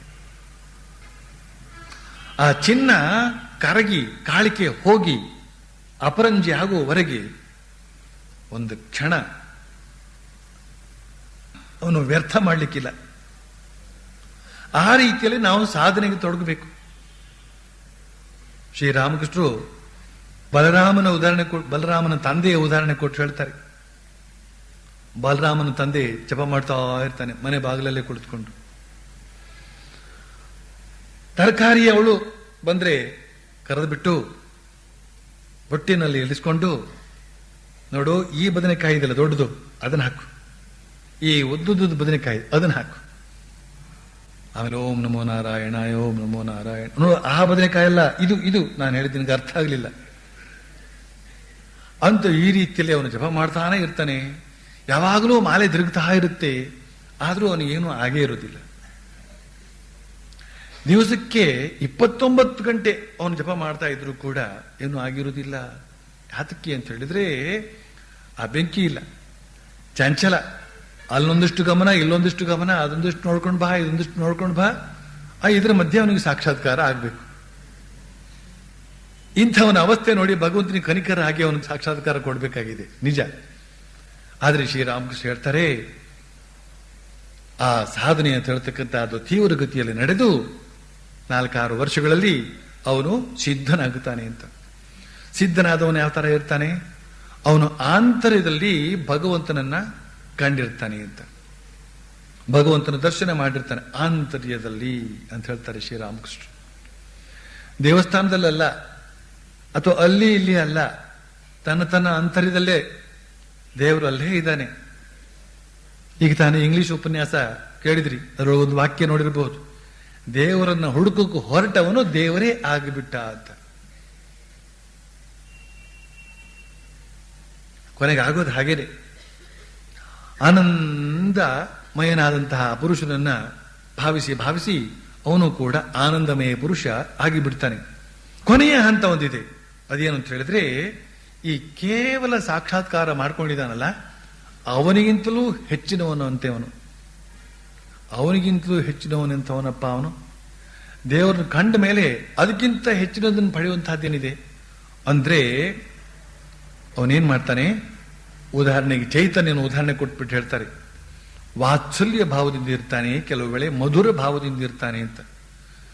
ಮಧುರ ಭಾವದಿಂದ ಭಗವಂತನೊಡನೆಗೆ ವ್ಯವಹರಿಸ್ತಾನೆ, ವಾತ್ಸಲ್ಯ ಭಾವದಿಂದ ಭಗವಂತನೊಡನೆ ವ್ಯವಹರಿಸ್ತಾನೆ, ಭಗವಂತನನ್ನ ತಂದೆ ಅಂತ ತಿಳಿದು ಅವನೊಂದಿಗೆ ವ್ಯವಹರಿಸ್ತಾನೆ, ಅಥವಾ ಭಗವಂತನನ್ನೇ ಮಗು ಅಂತ ತಿಳಿದು ಅವನಿಗೆ ಬೇಕಾದಂತಹ ಉಪಚಾರಗಳನ್ನೆಲ್ಲ ಮಾಡ್ತಾ ಆಟವಾಡಿಸ್ತಾ ಅವನೊಂದಿಗೆ ಆಟವಾಡುತ್ತಾ ಈ ರೀತಿಯಲ್ಲಿ ಲೀಲೆ ಆಡ್ತಾನೆ ಅಂತ.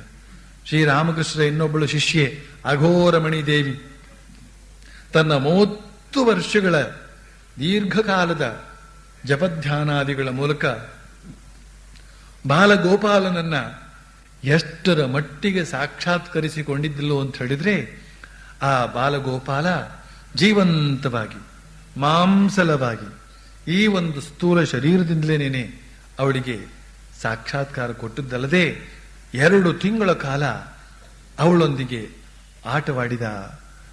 ಅವಳು ಕೂಡ ಅವನಿಗೆ ಉಣಬಡಿಸಿದ್ಲು, ನಿದ್ರೆ ಮಾಡಿಸಿದ್ಲು, ರೇಟು ಕೊಟ್ಲು ಹಠ ಮಾಡಿದಾಗ ಇತ್ಯಾದಿ ಅದ್ಭುತವಾದಂತಹ ಲೀಲೆಯ ವರ್ಣನೆ ಇದೆ. ಯುಗಾವತಾರ ಶ್ರೀರಾಮಕೃಷ್ಣ 4ನೇ ಸಂಪುಟ ಇನ್ನೊಂದು ತಿಂಗಳೊಳಗೆ ಬರುತ್ತೆ. ಅದರಲ್ಲಿ ಆ ಕಥೆ ಬರುತ್ತೆ. ಅದನ್ನು ಓದಿದಾಗ ಗೊತ್ತಾಗುತ್ತೆ. ಸಾಕ್ಷಾತ್ಕಾರವಾದಾಗ, ಸಾಕ್ಷಾತ್ಕಾರವೂ ಕೂಡ ಗಳಿತವಾದಾಗ, ಮಾಡಿಕೊಂಡಂತಹ ಸಾಕ್ಷಾತ್ಕಾರವು ಗಳಿತವಾಗಬೇಕು. ಅದ್ವೈತ ವೇದಾಂತದಲ್ಲೂ ಕೂಡ ಅಷ್ಟೇನೆ. ಸಮಾಧಿ ಸ್ಥಿತಿ ಅಂತ ಹೇಳ್ತಕ್ಕ, ನಿರ್ವಿಕಲ್ಪ ಸಮಾಧಿ ಸ್ಥಿತಿ ಅಂತ ಹೇಳ್ತಕ್ಕಂಥದ್ದು ಒಮ್ಮೆ ಬಂದು ಕೆಳಗೆ ಇಳಿದ್ರೆ ಏನೋ ಒಂದು ದರ್ಶನವಾಯಿತು ಅಷ್ಟೇನೆ. ಆದರೆ ಮತ್ತೆ ಮತ್ತೆ ಆ ಒಂದು ಅನುಭವವಾಗ್ತಾ ಇರಬೇಕು. ಆ ಅದ್ವೈತ ಸ್ಥಿತಿಯಲ್ಲಿ ಅವನು ನೆಲೆಗೊಳ್ಳಬೇಕು. ಆ ನೆಲೆಗೊಳ್ಳಿದಾಗ ಅವನು ಸಿದ್ಧನಾಗ್ತಾನೆ. ಭಗವದ್ಭಾವ ಅಂತ ಹೇಳ್ತಕ್ಕಂಥದ್ದು ಒಳಗು ಹೊರಗು ಓತಪ್ರೋತವಾಗಿರಬೇಕು. ಅವನು ಹೊರಗಡೆಯೂ ಕೂಡ ಅದೇ ಭಗವಂತನನ್ನೇ ಕಾಣಬೇಕು. ಒಬ್ಬ ಮನುಷ್ಯನೊಡನೆ ಮಾತನಾಡ್ತಾ ಇದ್ರೆ ಅವನು ಸಾಕ್ಷಾತ್ ಪರಮಾತ್ಮನೊಡನೆ ಮಾತನಾಡ್ತಾ ಇದ್ದೇನೆ ತಾನು ಅಂತ ಹೇಳ್ತಕ್ಕಂಥ ಅನುಭವ ಅವನಿಗೆ ಆಗಬೇಕು. ಈ ರೀತಿಯ ಒಂದು ವರ್ಣನೆಯನ್ನು ಕೊಡ್ತಾರೆ ಶ್ರೀರಾಮಕೃಷ್ಣರು. ಇಂಥವನು ಸಿದ್ಧರಿಗೂ ಸಿದ್ಧ. ಈಗ ಮಾಸ್ಟರ್ ಮಾಷಿಯ ಬರಿತಾ ಇದ್ದಾನೆ, ಮಾಸ್ಟರ್, ರಾಖಾಲ, ಯೋಗಿನ್, ಲಾಟು ಮೊದಲಾದ ಭಕ್ತರು ಈ ದೇವದುರ್ಲಭ ವಿಷಯಗಳನ್ನೆಲ್ಲ ಮಂತ್ರಮುಗ್ಧರಾಗಿ ಕೇಳ್ತಾ ಇದ್ದಾರೆ ಅಂತ. ಈಗ ಮುಖ್ಯೋಪಾಧ್ಯಾಯ ಹಾಗೂ ಆತನ ಸ್ನೇಹಿತ ಪರಮಹಂಸರಿಂದ ಬೀಳ್ಕೊಡ್ತಾ ಇದ್ದಾರೆ. ಅವರು ಪರಮಹಂಸರಿಗೆ ಪ್ರಣಾಮ ಮಾಡಿ ಎದ್ದು ನಿಂತರು. ಅವರಿಗೆ ಸನ್ಮಾನ ತೋರಿಸುವುದಕ್ಕೋಸ್ಕರ, ಅಂದ್ರೆ ಆ ಮುಖ್ಯೋಪಾಧ್ಯಾಯ ಮತ್ತು ಅವನ ಸ್ನೇಹಿತ ಅವರಿಬ್ಬರಿಗೂ ಸನ್ಮಾನ ತೋರಿಸೋದಕ್ಕೋಸ್ಕರ ಪರಮಹಂಸರು ಎದ್ದು ನಿಂತುಕೊಳ್ತಾ ಇದ್ದಾರೆ ಅಂತ ಮಾಶಯ ಬರೀತಾನೆ. ಆಗ ಮುಖ್ಯೋಪಾಧ್ಯಾಯ ನಗ್ತಾ ನಗ್ತಾ ಹೇಳ್ತಾನೆ, ನೀವೇ ಹೇಳದೆ. ಶ್ರೀರಾಮಕೃಷ್ಣ ಹೇಳ್ತಾರೆ, ಅದರಲ್ಲಿ ತಪ್ಪೇನಿದೆ? ನೀರು ಸ್ಥಿರವಾಗಿ ನಿಂತಿದ್ರೂ ನೀರೇ, ಅಲ್ಲೋಲು ಕಲ್ಲೋಲವಾಗ್ತಾ ಇದ್ರು ನೀರೇ. ನಾನು ಗಾಳಿಗೆ ಸಿಕ್ಕಿದ ಎಂಜಲಲ್ಲಿಯೇ ಹಾಗೆ. ಗಾಳಿ ಅದನ್ನ ಇಷ್ಟ ಬಂದ ಕಡೆಗೆ ಹೊತ್ಕೊಂಡು ಹೋಗಿಬಿಡುತ್ತೆ. ನಾನು ಯಂತ್ರ, ಆಕೆ ಯಂತ್ರಿ. ಯಾವ ಶ್ರೀರಾಮಕೃಷ್ಣರನ್ನ ಇವತ್ತು ಅವತಾರ ಶ್ರೇಷ್ಠ ಅಂತ ಲೋಕವೇ ಗುರುತಿಸುವಂತಹ ಸ್ಥಿತಿಗೆ ಬಂದಿದೆಯೋ ಅಂತಹ ಅವತಾರ ಶ್ರೇಷ್ಠ ಸಾಕ್ಷಾತ್ ಪರಮಾತ್ಮ. ಆ ರೀತಿಯಲ್ಲಿ ನಾನು ವಿನಯದಿಂದ ಇದ್ದೇನೆ. ಅಷ್ಟೇ ಅಲ್ಲ, ನಾನು ಯಂತ್ರ, ಆಕೆ ಯಂತ್ರಿ. ಜಗನ್ಮಾತೆ ನನ್ನನ್ನು ಯಾವ ರೀತಿಯಲ್ಲಿ ಕುಣಿಸ್ತಾಳೋ ಆ ರೀತಿಯಲ್ಲಿ ಕುಣ್ಕೊಂಡು ಇದ್ದೇನೆ ನಾನು ಅಂತ. ಇದಕ್ಕಿಂತ ಹೆಚ್ಚಿನ ವಿನಯವನ್ನು ನಾವು ಎಲ್ಲಿ ಕಾಣೋದಕ್ಕೆ ಸಾಧ್ಯ? ವಿದ್ಯಾ ದದಾತಿ ವಿನಯಂ ಅಂತ ಹೇಳ್ತಕ್ಕಂಥ ಮಾತಿದೆ. ಅಂದ್ರೆ ವಿದ್ಯಾವಂತರೆಲ್ಲ ವಿನಯವಾಗಿರ್ತಾರೆ ಅಂತ ನಾವು ಬಾಯಿ ಬಿಟ್ಕೊಂಡು ನೋಡ್ಬೇಕು. ಆದ್ರೆ ಅವರು ಮಾತ್ರ ನಮ್ಮ ಬಾಯಿ ಮೇಲೆ ಹೊಡಿಬೇಕು. ಆ ವಿದ್ಯಾ ಅಲ್ಲ, ಡಿಗ್ರಿ ಅಲ್ಲ.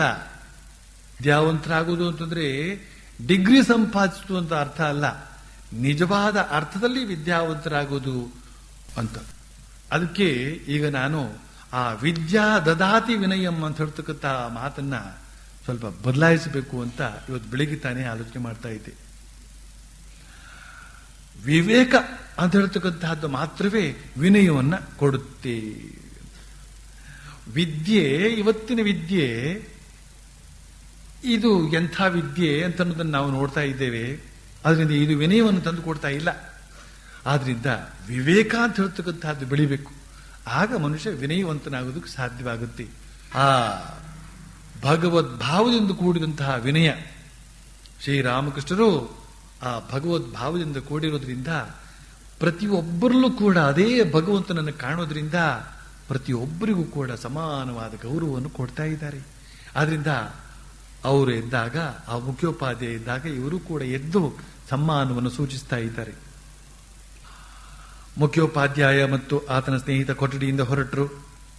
ಮಾಸ್ಟರ್ ಈಗ ಭಾವಿಸ್ತಾ ಇದ್ದಾನೆ, ವೇದಾಂತದ ದೃಷ್ಟಿಯಿಂದ ಎಲ್ಲಾ ಸ್ವಪ್ನವಿದ್ದ ಹಾಗೆ. ಹಾಗಾದ್ರೆ ಜೀವ, ಜಗತ್ತು, ನಾನು ಎಲ್ಲ ಮಿಥ್ಯೆಯೇ ಅಂತ ಹೀಗೆ ಸುಮ್ಮನೆ ಭಾವಿಸ್ತಾ ಇದ್ದಂತೆ. ಅದೊಂದು ಭಾವನೆ, ಆಲೋಚನೆ ಅವನ ಮನಸ್ಸಲ್ಲಿ ಬಂತಂತೆ. ಅಷ್ಟೇ ಬರೆದಿಟ್ಕೊಂಡ. ಈಗ ಮಾಸ್ಟರ್ ಅಲ್ಪ ಸ್ವಲ್ಪ ವೇದಾಂತ ಓದಿದ್ದಾನೆ. ಮತ್ತೆ ವೇದಾಂತದ ಅಸ್ಫುಟ ಪ್ರತಿಧ್ವನಿ ಅಂತಿರತಕ್ಕಂಥ ಕ್ಯಾಂಟ್, ಹೆಗಲ್ ಮೊದಲಾದ ಜರ್ಮನ್ ತತ್ವಶಾಸ್ತ್ರಜ್ಞರ ವಿಚಾರ ಗ್ರಂಥಗಳನ್ನು ಕೂಡ ಓದಿಕೊಂಡಿದ್ದಾನೆ. ಆದರೆ ಪರಮಹಂಸರು ಸಾಮಾನ್ಯ ಮನುಷ್ಯರ ಹಾಗೆ ವಿಚಾರದಲ್ಲಿ ತೊಡಗಲಿಲ್ಲ. ಜಗನ್ಮಾತೆ ಅವರಿಗೆ ಸಕಲ ದರ್ಶನಗಳ ಸಾರವನ್ನ ತಿಳಿಸಿಕೊಟ್ಟು ಬಿಟ್ಟಿದ್ದಾಳೆ. ಮಾಸ್ಟರ್ ಇದರ ಸಂಬಂಧವಾಗಿ ಭಾವಿಸ್ತಾ ಇದ್ದಾನೆ. ಸ್ವಲ್ಪ ಹೊತ್ತಾದ ಮೇಲೆ ಪರಮಹಂಸರು ಮಾಸ್ಟರೊಡನೆ ತಮ್ಮ ಕೊಠಡಿಯ ಪಶ್ಚಿಮದಲ್ಲಿರುವ ಅರ್ಧಚಂದ್ರಾಕಾರ ವರಾಂಡದಲ್ಲಿ ಮಾತುಕತೆ ಆಡ್ತಾ ಇದ್ದಾರೆ. ಅಲ್ಲಿ ಇನ್ನು ಬೇರೆ ಯಾರೂ ಇಲ್ಲ. ಚಳಿಗಾಲದ ಅಪರಾಹ್ನ, ಸೂರ್ಯ ಇನ್ನೂ ಮುಳುಗಿಲ್ಲ. ಮಾಸ್ಟರ್ ಹೇಳ್ತಾ ಇದ್ದಾನೆ, ಈ ಜಗತ್ತು ಮಿಥ್ಯೆ ಆದದ್ದೇ? ಶ್ರೀರಾಮಕೃಷ್ಣ ಹೇಳ್ತಾರೆ, ಯಾಕೆ ಮಿಥ್ಯೆ ಆದೀತು? ಈ ಪ್ರಶ್ನೆ ಎಲ್ಲ ವಿಚಾರಕ್ಕೆ ಸಂಬಂಧಪಟ್ಟದ್ದು. ಮೊದಲು ನೇತಿ ಅಂತ ವಿಚಾರದಲ್ಲಿ ತೊಡಗಿದಾಗ ಭಗವಂತ ಜೀವವಲ್ಲ, ಜಗತ್ತಲ್ಲ, ಚತುರ್ವಿಂಶತಿ ತತ್ವ ಅಲ್ಲ ಅಂತ ಅನ್ನೋದಾಗಿ ತೋರಿ ಬರುತ್ತೆ. ಎಲ್ಲವೂ ಸ್ವಪ್ನವಿದ್ದ ಹಾಗೆ ಕಾಣುತ್ತೆ. ಬಳಿಕ ಅನುಲೋಮ ಹೋಗಿ ವಿಲೋಮ, ಆಗ ಭಗವಂತನೇ ಜೀವ ಜಗತ್ತು ಆಗಿ ಇದ್ದಾನೆ ಅಂತನ್ನುವ ಬೋಧೆ ಉಂಟಾಗುತ್ತೆ. ನೀನು ಮೆಟ್ಟಿಲು ಸಾಲು ಹತ್ತಿ ಮಾಳಿಗೆಗೆ ಹೋಗುತ್ತಿದ್ದೀಯೇ ಅಂತ ಇಟ್ಕೋ. ಆದರೆ ಎಲ್ಲಿಯವರೆಗೆ ಮಾಳಿಗೆಯ ಅರಿವು ನಿನಗಿರುತ್ತೋ ಅಲ್ಲಿಯವರೆಗೆ ಮೆಟ್ಟಿಲ ಸಾಲಿನ ಅರಿವು ಕೂಡ ನಿನಗಿರುತ್ತೆ. ಯಾರಿಗೆ ಎತ್ತರದ ಜ್ಞಾನವಿದೆಯೋ ಅವನಿಗೆ ತಗ್ಗಿನ ಜ್ಞಾನವೂ ಕೂಡ ಇರುತ್ತೆ. ಆದರೆ ಮಾಳಿಗೆಯನ್ನು ಹತ್ತಿ ನೋಡಿದಾಗ ನಿನ್ನ ಅನುಭವಕ್ಕೆ ಬರುತ್ತೆ ಯಾವ ವಸ್ತುಗಳಿಂದ, ಅಂದ್ರೆ ಇಟ್ಟಿಗೆ, ಸುಣ್ಣ, ಸುರುಕಿ ಇವುಗಳಿಂದ ಮಾಳಿಗೆ ನಿರ್ಮಿತವಾಗಿದೆಯೋ ಅದೇ ವಸ್ತುಗಳಿಂದ ಮೆಟ್ಟಿಲು ಸಾಲು ನಿರ್ಮಿತವಾಗಿದೆ ಅಂತ. ನಾನಾಗಲೇ ಬೇಲದ ಹಣ್ಣಿನ ಉದಾಹರಣೆ ಕೊಟ್ಟಿದ್ದೇನೆ. ಯಾರು ಅಚಲನೋ ಆತ ಚಲನೂ ಹೌದು. ಇದೆಲ್ಲ ಶ್ರೀರಾಮಕೃಷ್ಣ ಹೇಳ್ತಕ್ಕಂಥ ಮಾತು. ನಾನಾಗಲೇ ಬೇಲದ ಹಣ್ಣಿನ ಉದಾಹರಣೆ ಕೊಟ್ಟಿದ್ದೇನೆ. ಬೇಲದ ಹಣ್ಣು ಅಂತಂದ್ರೆ ಏನು? ಅದರ ತಿರುಳು ಮಾತ್ರ ಅಲ್ಲ, ಬೀಜ, ಸಿಪ್ಪೆ, ನಾರು ಇವೆಲ್ಲ ಸೇರಿ ಬೇಲದ ಹಣ್ಣು. ಹಾಗೆ ಈ ಜೀವ ಜಗತ್ತು, ಚತುರ್ವಿಂಶತಿ ತತ್ವ, ಆಮೇಲೆ ಪರಮಾತ್ಮ ಅಂತ ಹೇಳ್ತಕ್ಕಂಥವನು ಏನಿದಾನೋ ಅವನು, ಇವೆಲ್ಲ ಸೇರಿ ಪರಮಾತ್ಮ. ಯಾರು ಅಚಲನೋ ಆತ ಚಲನೂ ಹೌದು. ಸರ್ಪ ಸುಮ್ಮನೆ ಸುತ್ತಕೊಂಡಿದ್ರು ಕೂಡ ಸರ್ಪ, ಅದು ಚಲಿಸ್ತಾ ಇದ್ರು ಕೂಡ ಸ್ವಲ್ಪ. ಹಾಗೇನೇನೆ ಪರಬ್ರಹ್ಮ ನಿಶ್ಚಲನಾಗಿದ್ರು ಕೂಡ ಪರಬ್ರಹ್ಮ. ಅವನೇ ಸೃಷ್ಟಿ ಸ್ಥಿತಿ ಪ್ರಳಯ ಕಾರ್ಯದಲ್ಲಿ ತೊಡಗಿದ್ದಾಗಲೂ ಕೂಡ ಅದೇ ಪರಬ್ರಹ್ಮ ಅನ್ನೋದನ್ನೆಲ್ಲ ಈ ಹಿಂದೆಯೇ ಶ್ರೀರಾಮಕೃಷ್ಣ ವಿವರಿಸಿದ್ದಾರೆ. ಈಗ ಇನ್ನೊಂದು ಮಾತ್ರ ಹೇಳ್ತಾ ಇದ್ದಾರೆ. ಅಹಂ ಅಂತ ಹೇಳ್ತಕ್ಕಂಥದ್ದು ಹೋಗ್ತಕ್ಕದ್ದಲ್ಲ. ನಾನು ದೇಹ ಅಂತನ್ನುವ ಜ್ಞಾನ ಇರುವವರೆಗೆ ಜೀವ ಜಗತ್ತು ಇದ್ದೇ ಇರುತ್ತೆ. ಭಗವಂತನ ಸಾಕ್ಷಾತ್ಕಾರ ಮಾಡಿಕೊಂಡ್ರೆ ಕಂಡು ಬರುತ್ತೆ ಆತನೇ ಜೀವ ಜಗತ್ತು ಆಗಿರೋದಾಗಿ. ಕೇವಲ ವಿಚಾರದಿಂದ ಈ ಅನುಭವವನ್ನು ಪಡೆಯೋದಕ್ಕಾಗೋದಿಲ್ಲ ಅಂತ. ಕೇವಲ ವಿಚಾರದಿಂದ ಒಂದಷ್ಟು ತಿಳಿದುಕೊಳ್ಬಹುದು, ಆದರೆ ಅನುಭವಕ್ಕೆ ತಂದುಕೊಳ್ಬೇಕಾದ್ರೆ ಅದ್ರ ಸಾಧನೆಯಲ್ಲಿ ತೊಡಗಬೇಕು ಅಂತ. ಬಳಿಕ ಇನ್ನೊಂದು ಮಾತನ್ನು ಹೇಳ್ತಾರೆ. ಶಿವನಿಗೆ ಎರಡು ಅವಸ್ಥೆ. ಯಾವಾಗ ಸಮಾಧಿಸ್ಥನಾಗಿರ್ತಾನೋ ಆತ, ಅಂದ್ರೆ ಮಹಾಯೋಗದಲ್ಲಿರ್ತಾನೋ ಆಗ ಆತ ಆತ್ಮಾರಾಮ. ಆತ್ಮಾರಾಮ. ಮತ್ತೆ ಯಾವಾಗ ಆ ಅವಸ್ಥೆಯಿಂದ ಕೆಳಕ್ಕೆ ಇಳಿದು ಬರ್ತಾನೋ ಆಗ ಆತನಲ್ಲಿ ಸ್ವಲ್ಪ ಅಹಂ ಇರುತ್ತೆ. ಬಳಿಕ ಆತ ರಾಮ ರಾಮ ರಾಮ ಅಂತ ಹೇಳ್ತಾ ನರ್ತಿಸ್ತಾನೆ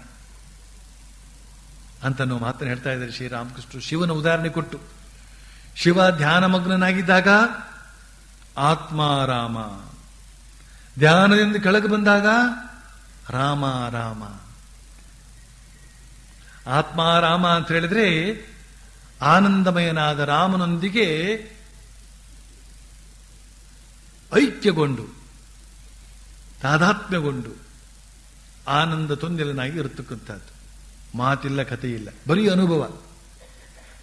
ಅಲ್ಲಿಂದ ಕೆಳಕ್ಕೆ ಬಂದಾಗ ಅದೇ ಆತ್ಮ ಆರಾಮ ಇಲ್ಲಿ ರಾಮನಾಗಿ ಅನುಭವಕ್ಕೆ ಬರ್ತಾನೆ. ಅವನೊಂದಿಗೆ ಸರಸ. ಶ್ರೀರಾಮಕೃಷ್ಣ ಹೇಳ್ತಾರೆ, ಆತ ರಾಮ ರಾಮ ಅಂತ ಹೇಳ್ತಾ ನರ್ತಿಸ್ತಾನೆ ಅಂತ. ಭಜು ಮನ ರಾಮ ರಾಮ ಸುಂದರ ಶ್ಯಾಮಲ ರೂಪ ಮನೋಹರ ಗುಣಧಾಮ ಸಕಲ ರಿಪು ನಾಶನ ಧನುರ್ಧಾರಿ ನಾರಾಯಣ ಯೋಗಿ ಭೋಲ ನೃತ್ಯ ಕರೆ ಗಾಹೇ ರಾಮ ರಾಮ ರಾಮ. ಯೋಗಿ ಆದಂತಹ ಭೋಲ, ಭೋಲ ಅಂತಂದ್ರೆ ಶಿವ, ಅವನಿಗೆ ಭೋಲಾನಾಥ ಭೋಲಾನಾಥ ಅಂತ ಹೆಸರು. ಯೋಗಿ ಭೋಲಾನಾಥ ನೃತ್ಯ ಕರೆ, ಅವನು ನೃತ್ಯವನ್ನು ಮಾಡ್ತಾನೆ. ನೃತ್ಯವನ್ನು ಮಾಡ್ತಾನೆ, ಜೊತೆಯಲ್ಲಿ ಹಾಡ್ತಾನೆ. ಗಾಹೇ, ಹಾಡ್ತಾನೆ ರಾಮ ರಾಮ ರಾಮ ಹೇಳಿ. ಭಜೋ ಮಾನ ರಾಮ ರಾಮ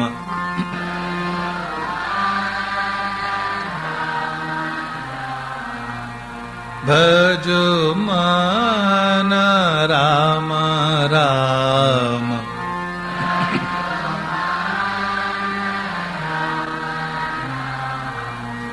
ಸುಂದರ ಶ್ಯಾಮಲ ರೂಪ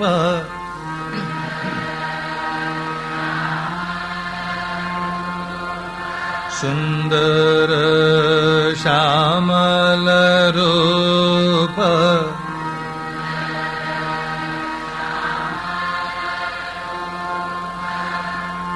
ಮನೋಹರ ಗುಣಧಾಮ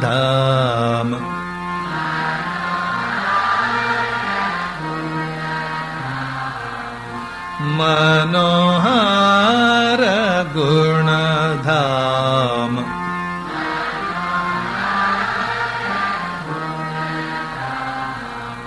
भजु मन राम राम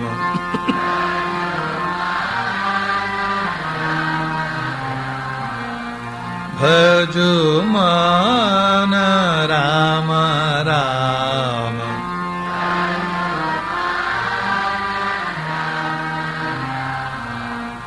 सकल रिपुनाशन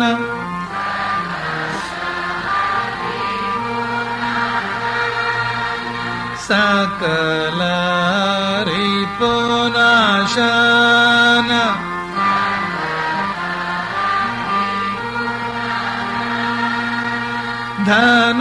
धनुर्धारी नारायण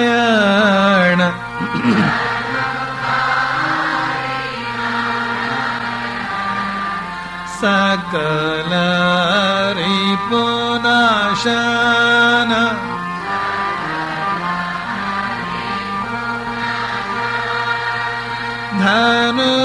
धनुर्धारी नारायण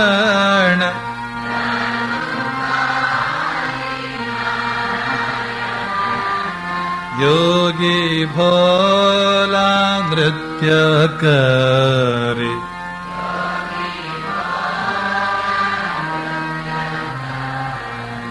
योगी भोला नृत्य करे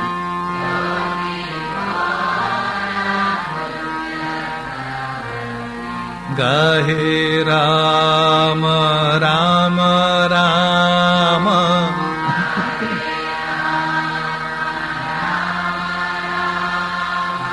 गाहे राम राम राम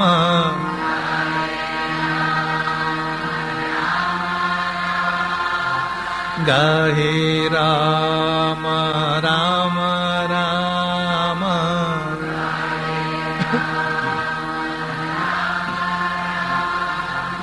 गाहे राम राम राम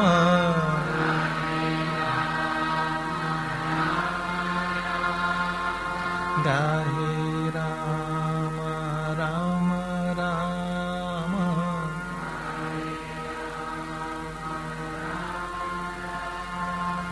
भजु मन राम राम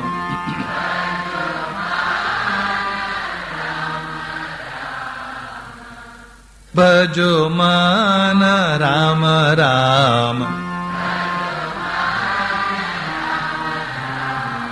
सुंदर श्यामल रूप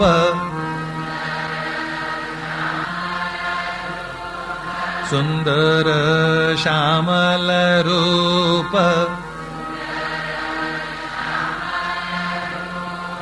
मनोहर गुणधाम मनोहर गुणधाम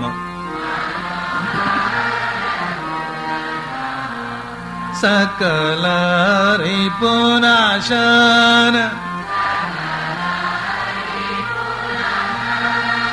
सकल रिपुनाशन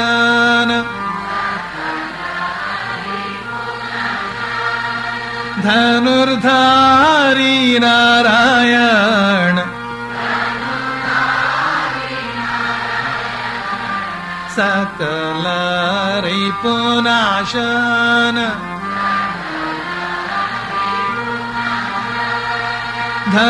धनुर्धारी नारायण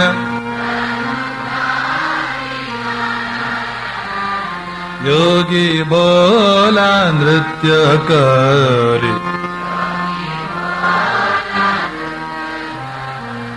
योगी भोला नृत्य करे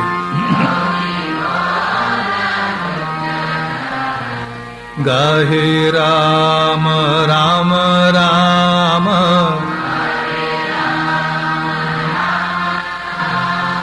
गाहे राम ರಾಮ ರಾಮ ರಾಮ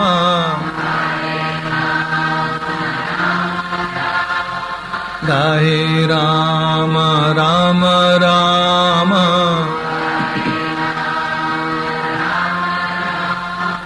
ಗಾಯೇ ರಾಮ ರಾಮ ರಾಮ.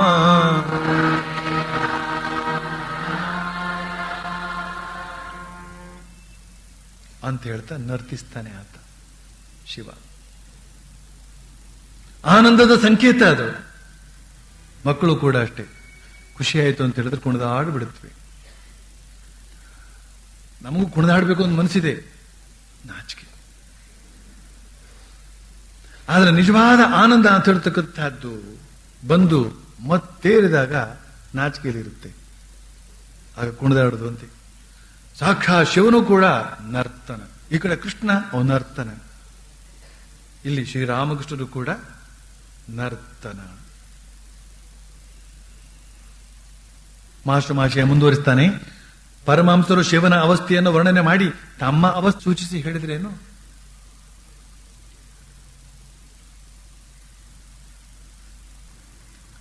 ಇದು ವಿವರಿಸಲಿಕ್ಕೆ ಯೋಗ್ಯವಾದಂತಹ ವಾಕ್ಯ ಅಲ್ಲ, ಅನುಭವಿಸಲಿಕ್ಕೆ, ಭಾವಿಸಲಿಕ್ಕೆ, ಅನುಭವಿಸಲಿಕ್ಕೆ ಯೋಗ್ಯವಾದಂತಹ ಮಾತುಗಳನ್ನ ಅಲ್ಲಲ್ಲಿ ಮಾಸ್ಟರ್ ಮಾಷೆಯ ಬರೆದಿಟ್ಟಿದ್ದಾನೆ. ಸುಮ್ಮನೆ ಅನುಭವಿಸಬೇಕು. ಮುಚ್ಚಂಜೆಯಾಗಿದೆ. ಪರಮಹಂಸರು ಜಗನ್ಮಾತೆಯ ನಾಮೋಚ್ಚಾರಣೆ ಮಾಡ್ತಾ ಆಕೆಯ ಮೇಲೆ ಧ್ಯಾನ ಮಾಡ್ತಾ ಇದ್ದಾರೆ. ಭಕ್ತರು ನಿರ್ಜನ ಪ್ರದೇಶಗಳಿಗೆ ಹೋಗಿ ತಮ್ಮ ತಮ್ಮ ಆದರ್ಶ ಧ್ಯೇಯಗಳ ಮೇಲೆ ಧ್ಯಾನ ಮಾಡ್ತಾ ಇದ್ದಾರೆ. ಈಗ ಭಗವತಿ ಕಾಳಿ ದೇವಾಲಯದಲ್ಲಿ, ರಾಧಾಕಾಂತ ದೇವಾಲಯದಲ್ಲಿ, 12 ಶಿವ ದೇವಾಲಯಗಳಲ್ಲಿ ಸಾಯಂ ಮಂಗಳಾರತಿ ಆರಂಭವಾಯಿತು. ಇಂದು ಕೃಷ್ಣ ಪಕ್ಷದ ದ್ವಿತೀಯ ತಿಥಿ. ಸೂರ್ಯ ಮುಳುಗಿದ ಸ್ವಲ್ಪ ಹೊತ್ತಿನೊಳಗೆ ಚಂದ್ರೋದಯವಾಯಿತು. ಬೆಳದಿಂಗಳು ದೇವಾಲಯಗಳ ಗೋಪುರಗಳ ಮೇಲೂ, ಸುತ್ತಮುತ್ತಲಿನ ಗಿಡಬಳ್ಳಿಗಳ ಮೇಲೂ, ಭಾಗೀರಥಿಯ ಮೇಲೂ ಬಿದ್ದು ಅವುಗಳಿಗೆ ಒಂದು ಅಪೂರ್ವ ಕಾಂತಿಯನ್ನು ಕೊಟ್ಟಿದೆ. ಪರಮಹಂಸರು ತಮ್ಮ ಚಿಕ್ಕ ಮಂಚದ ಮೇಲೆ, ಮಾಸ್ಟರ್ ನೆಲದ ಮೇಲೆ ಕುಳಿತುಕೊಂಡಿದ್ದಾರೆ. ಮಾತುಕತೆ ವೇದಾಂತದ ಸಂಬಂಧವಾಗಿ ಆರಂಭವಾಯಿತು. ಶ್ರೀರಾಮಕೃಷ್ಣರು ಮಾಸ್ಟರಿಗೆ ಹೇಳ್ತಾ ಇದ್ದಾರೆ, ಜಗತ್ತು ಮಿಥ್ಯೆ ಯಾಕಾದೀತು? ಇದು ತತ್ವಶಾಸ್ತ್ರಜ್ಞರ ಊಹಾಪೋಹಕ್ಕೆ ಸೇರಿದ ವಿಷಯ. ಭಗವಂತನ ದರ್ಶನವಾದ ನಂತರ ಬೋಧೆಯಾಗುತ್ತೆ, ಆತನೇ ಈ ಜೀವ ಜಗತ್ತು ಎಲ್ಲ ಆಗಿರುವುದಾಗಿ. ಭಗವತಿ ನನಗೆ ಕಾಳಿ ದೇವಾಲಯದಲ್ಲಿ ತೋರಿಸಿದ್ಲು, ತಾನೇ ಎಲ್ಲವೂ ಆಗಿರುವುದಾಗಿ. ಅವಳು ತೋರಿಸಿದ್ಲು ಎಲ್ಲವೂ ಚಿನ್ಮಯವಾಗಿರೋದನ್ನ. ಪ್ರತಿಮೆ ಚಿನ್ಮಯವಾಗಿ, ವೇದಿ ಚಿನ್ಮಯವಾಗಿ, ಕೋಶ ಕುಶಿ ಚಿನ್ಮಯವಾಗಿ ಕಂಡುವು. ಕೋಶ ಖುಷಿ ಅಂತಂದ್ರೆ ಪೂಜಾ ಪಾತ್ರೆ. ಹೊಸಲು ಅದು ಚಿನ್ಮಯ. ಚಂದ್ರಕಾಂತ ಶಿಲೆಯ ನೆಲ, ಇವೆಲ್ಲವೂ ಕೂಡ ಚಿನ್ಮಯವಾಗಿ ಕಂಡುವು ಅಂತ. ಜ್ಞಾನಮಯವಾಗಿ, ತೇಜೋಮಯವಾಗಿ ಕಂಡುವು ಅಂತ. ಪ್ರತಿಯೊಂದು ಕೂಡ ತೇಜೋಮಯವೇ. ನಾವೆಲ್ಲರೂ ಕೂಡ ತೇಜೋಮಯವಾಗಿ ಇರುವವರು. ಆದರೆ ಅಜ್ಞಾನದಿಂದಾಗಿ ಮೊದ್ದಾಗ ಕಾಣಿಸ್ತಾ ಇದ್ದೇವೆ ಅಷ್ಟೇನೆ. ಶ್ರೀರಾಮಕೃಷ್ಣ ಹೇಳ್ತಾರೆ, ಗರ್ಭಗುಡಿಯಲ್ಲಿರುವುದೆಲ್ಲ ರಸಮಯವಾಗಿ, ಸಚಿದಾನಂದಮಯವಾಗಿ ಕಂಡು ಬಂದವು. ಕಾಳಿ ದೇವಾಲಯದ ಎದುರಿಗೆ ಒಬ್ಬ ದುಷ್ಟನನ್ನು ನೋಡಿದೆ. ಆದರೆ ಆತನಲ್ಲೂ ಕೂಡ ಆಕೆಯ ಶಕ್ತಿ ಜ್ವಲಿಸ್ತಾ ಇದ್ದದ್ದು ಕಣ್ಣಿಗೆ ಬಿತ್ತು. ಅದಕ್ಕಾಗಿಯೇ ನಾನು ಭಗವತಿಗೆ ಅರ್ಪಿಸಬೇಕಾದ ಪೂರಿಯನ್ನ ಬೆಕ್ಕಿಗೆ ತಿನ್ನಿಸಿದ್ದು. ನೋಡಿದೆ ಭಗವತಿಯೇ ಎಲ್ಲವೂ ಆಗಿರೋದನ್ನ, ಬೆಕ್ಕು ಕೂಡ. ಆಗ ಪಾರುಪತ್ಯಕಾರ ಮಥುರ ಬಾಬುವಿಗೆ ಕಾಗದ ಬರೆದ, ನಾನು ಭಗವತಿಗೆ ಅರ್ಪಿಸಬೇಕಾದ್ದನ್ನ ಬೆಕ್ಕಿಗೆ ತಿನ್ನಿಸ್ತಾ ಇರೋದಾಗಿ. ಆದರೆ ಮಥುರ ಬಾಬುವಿಗೆ ನನ್ನ ಮಾನಸಿಕ ಅವಸ್ಥೆ ಚೆನ್ನಾಗಿ ಗೊತ್ತಿತ್ತು. ಆತ ಪಾರುಪತ್ಯಗಾರನಿಗೆ ಉತ್ತರ ಬರೆದು ಕಳಿಸಿದ, ಅವರು ಹೇಗೆ ಬೇಕಾದ್ರೆ ಹಾಗೆ ಮಾಡ್ಲಿ, ಅವ್ರ ತಂಟೆಗೆ ನೀನು ಹೋಗ್ಕೊಡುದು ಅಂತ. ಭಗವಂತನ ಸಾಕ್ಷಾತ್ಕಾರವನ್ನು ಮಾಡಿಕೊಂಡ್ರೆ ಇವುಗಳ ನಿಜ ಸ್ವರೂಪವನ್ನ ನೀನು ನೋಡಬಹುದು. ಆತನೇ ಜೀವ, ಜಗತ್ತು ಚತುರ್ವಿಂಶತಿ ತತ್ವ ಆಗಿರುವುದನ್ನ ನೋಡಬಹುದು.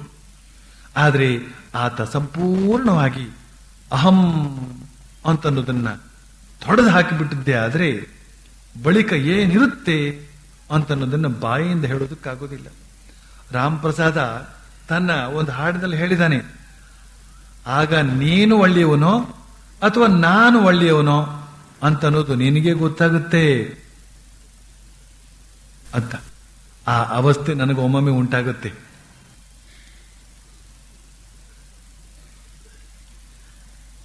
ರಾಮ್ ಪ್ರಸಾದ್ ಏನು ಹೇಳಿದಂತೆ, ಆಗ ನೀನು ಒಳ್ಳೆಯವನೋ ಅಥವಾ ನಾನು ಒಳ್ಳೆಯವನೋ ಅಂತ ಹೇಳ್ತಕ್ಕಂಥ ನಿನಗೆ ಗೊತ್ತಾಗುತ್ತೆ ಅಂತ. ಇಲ್ಲಿ ನೀನು ಒಂದು ಯಾರು, ನಾನೆಂದ್ರೆ ಯಾರು? ವಚನವೇದ ಸುಲಭವಾಗಿ ಕಾಣುತ್ತೆ, ಆಲೋಚನೆ ಮಾಡಕ್ ಹೊರಟ್ರೆ ಅರ್ಥವೇ ಆಗುದಿಲ್ಲ ಅನ್ನೋದು ಗೊತ್ತಾಗುತ್ತೆ. ಮೊದಲನೇದಾಗಿ ಶ್ರೀರಾಮಕೃಷ್ಣ ಹೇಳಿದ್ರು, ಭಗವಂತ ಏನಾದ್ರೂ ನಮ್ಮ ಅಹಂ ಅಂತ ಹೇಳ್ತಕ್ಕಂಥದ್ದು ಸಂಪೂರ್ಣ ತೊಡೆದು ಹಾಕಿಬಿಟ್ಟಿದ್ದೆ ಆದ್ರೆ ಬಳಿಕ ಏನಿರುತ್ತೆ ಅಂತ ಹೇಳ್ತಕ್ಕಂಥದ್ದನ್ನು ಬಾಯಿಂದ ಹೇಳೋದಕ್ಕಾಗುವುದಿಲ್ಲ. ಅಲ್ಲಿ ಒಳ್ಳೇದಿರುತ್ತೋ ಕೆಟ್ಟದ್ದಿರುತ್ತೋ, ನಿತ್ಯವಾದ್ದಿರುತ್ತೋ ಅನಿತ್ಯವಾದ್ದಿರುತ್ತೋ, ಶ್ರೇಯಸ್ಕರವಾದ್ದಿರುತ್ತೋ ಪ್ರೇಯಸ್ಕರವಾದ್ದಿರುತ್ತೋ ಅಂತ ಹೇಳ್ತಕ್ಕಂಥದ್ದನ್ನು ಹೇಳೋಕೆ ಯಾರಿದ್ದಾರಲ್ಲಿ? ಅದನ್ನೇ ರಾಮ್ ಪ್ರಸಾದ ಈ ರೀತಿ ಹೇಳಿದಂತೆ, ಮೊದಲು ತನ್ನ ಇಷ್ಟ ದೇವತೆಯೊಂದಿಗೆ ಎಲ್ಲ ಬಗೆಯ ಸಾಧನೆಯನ್ನು ಮಾಡಿ ಆ ಇಷ್ಟ ದೇವತೆಯ ಕೃಪಾ ಪ್ರಸಾದವನ್ನ ಪಡೆದವು. ಒಂದು ಉನ್ನತ ಸ್ಥಿತಿಯನ್ನು ಮುಟ್ಟಿದ ಮೇಲೆ ಹೇಳಿದಂತೆ, ಆ ಉನ್ನತ ಸ್ಥಿತಿ ಮುಟ್ಟಿದಾಗ ನೀನು ಒಳ್ಳೆಯವನೋ ಅಥವಾ ನಾನು ಒಳ್ಳೆಯವನೋ ಅಂತ ಹೇಳ್ತಕ್ಕಂಥ ನಿನಗೆ ಗೊತ್ತಾಗುತ್ತೆ. ಹೇ ಭಗವಂತ,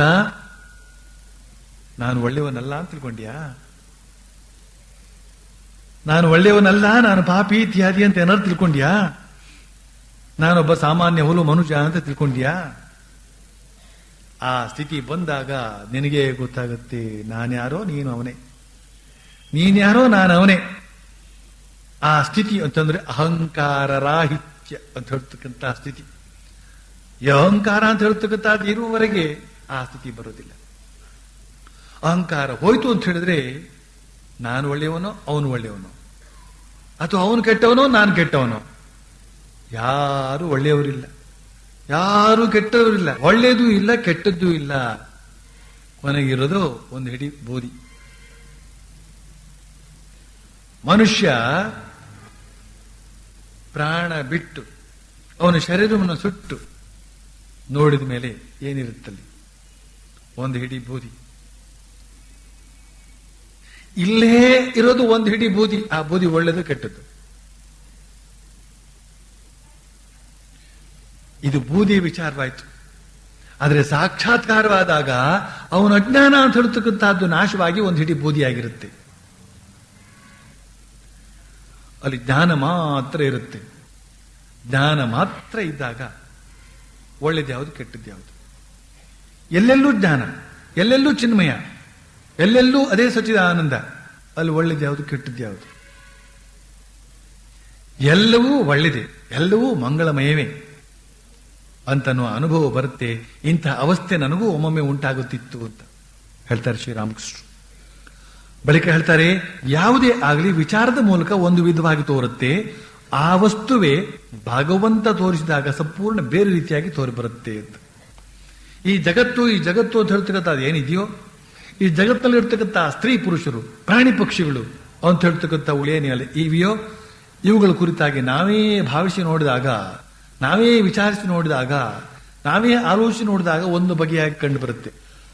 ಆದರೆ ಇದನ್ನೇ ಭಗವಂತ ತೋರಿಸಕ್ಕೆ ಹೊರಟಾಗ, ಅಂದ್ರೆ ಸಾಕ್ಷಾತ್ಕಾರದ ಸ್ಥಿತಿಯಲ್ಲಿ ನಾವು ನೋಡೋದಕ್ಕೆ ಹೊರಟಾಗ ಇದು ನಮಗೆ ಬೇರೆಯಾಗಿ ಕಾಣ್ತದೆ.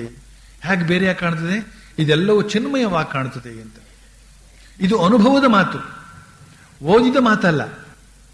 ಓದಿ ತಿಳಿದ್ರೆ ಅದು ಬೌದ್ಧಿಕವಾದಂತಹ ತಿಳಿವು.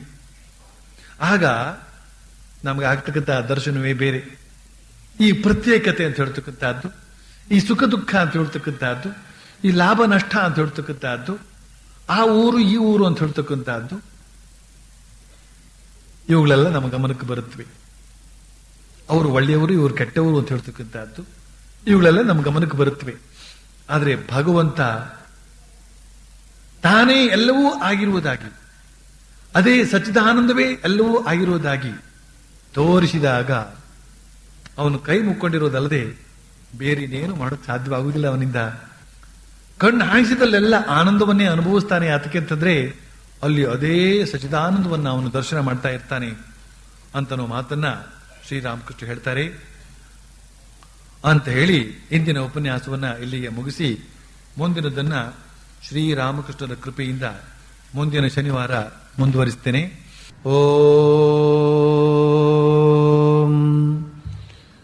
ಪ್ರಿಯತಾಂ ಪುಂಡರೀಕಾಕ್ಷ ಸರ್ವಯಜ್ಞೇಶ್ವರೋ ಹರಿಃ ತಸ್ಮಿನ್ ಸ್ತುಷ್ಟೇ ಜಗತ್ತುಷ್ಟಂ ಪ್ರೀಣಿತೆ ಪ್ರೀಣಿತಂ ಜಗತ್. ಹರಿ ಓಂ ತತ್ಸತ್.